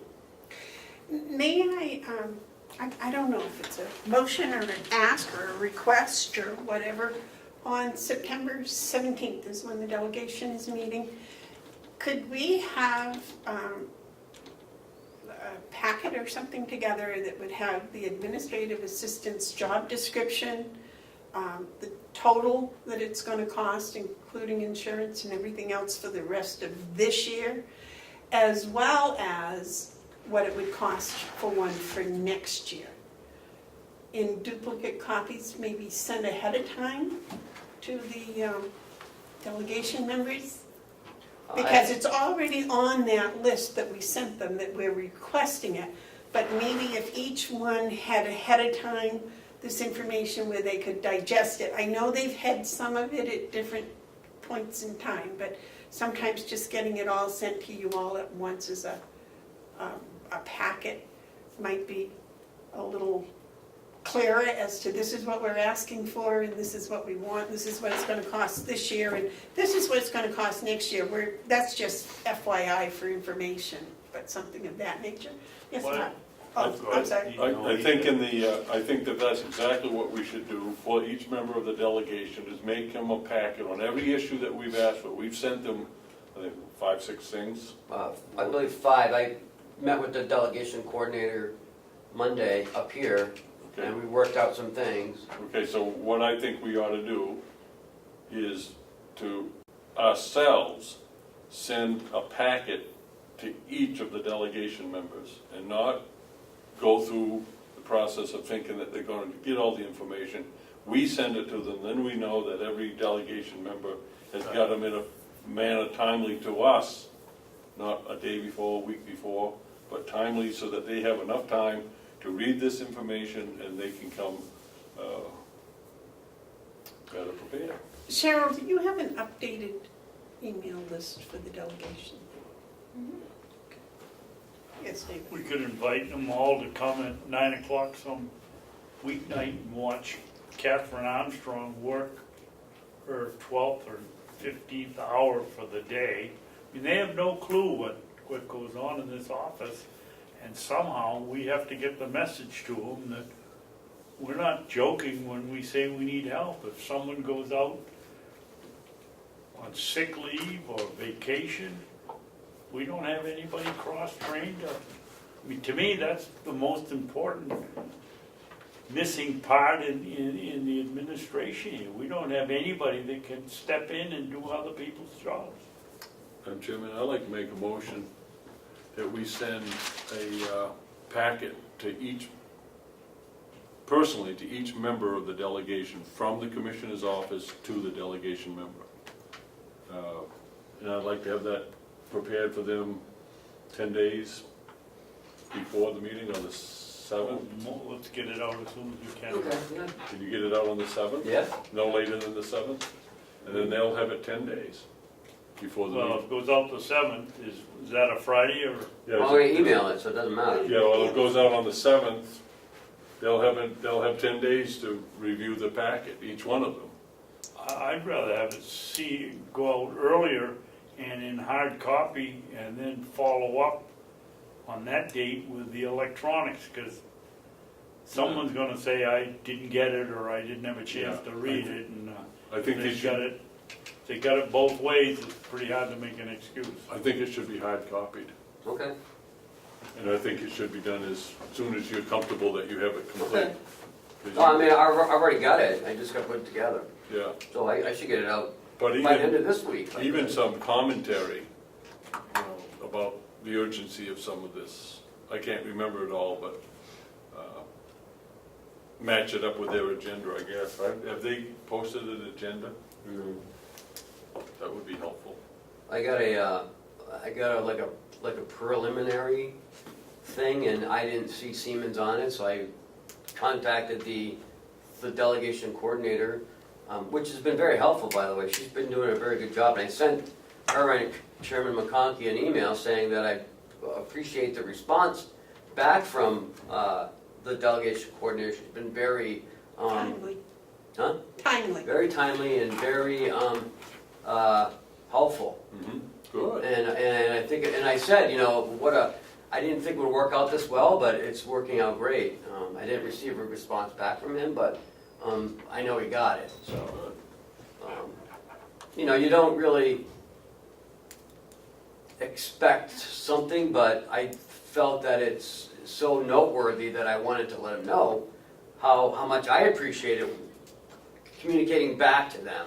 Because now we got someone that we can send it to, and then it's her job to disseminate to the delegation. And it's helpful to me. Well, we want to make sure we send her a packet Yes. as well. Oh, yeah. I would also suggest that we have extra packets the day of the meeting, in case they don't bring theirs with them. No. Boy, you know how costly that's gonna be? Why would you do that, Madam Chairman? You know, you send it out to them, and, Well, I know someone else who might forget theirs once in a while. yeah, but, yep. I think that we send out one copy, and either they bring it or they... Press copy too. Okay, perfect. That's a good idea. Who was that? Press copy, Yeah. copy to the press. Media copy, I guess it would be. All right, any other commissioner updates? Public input? Media No, questions? you got a public input. We didn't finish that motion, it's not seconded. What motion was that? Your motion to send us. Sending it out? Oh, I didn't get a second? Yes? Okay, now you do. Okay, all those in favor of the motion say aye. Aye. Aye. Can you read back the motion? Now media question. There is none. Okay, if there's no objection, we'll have an adjournment.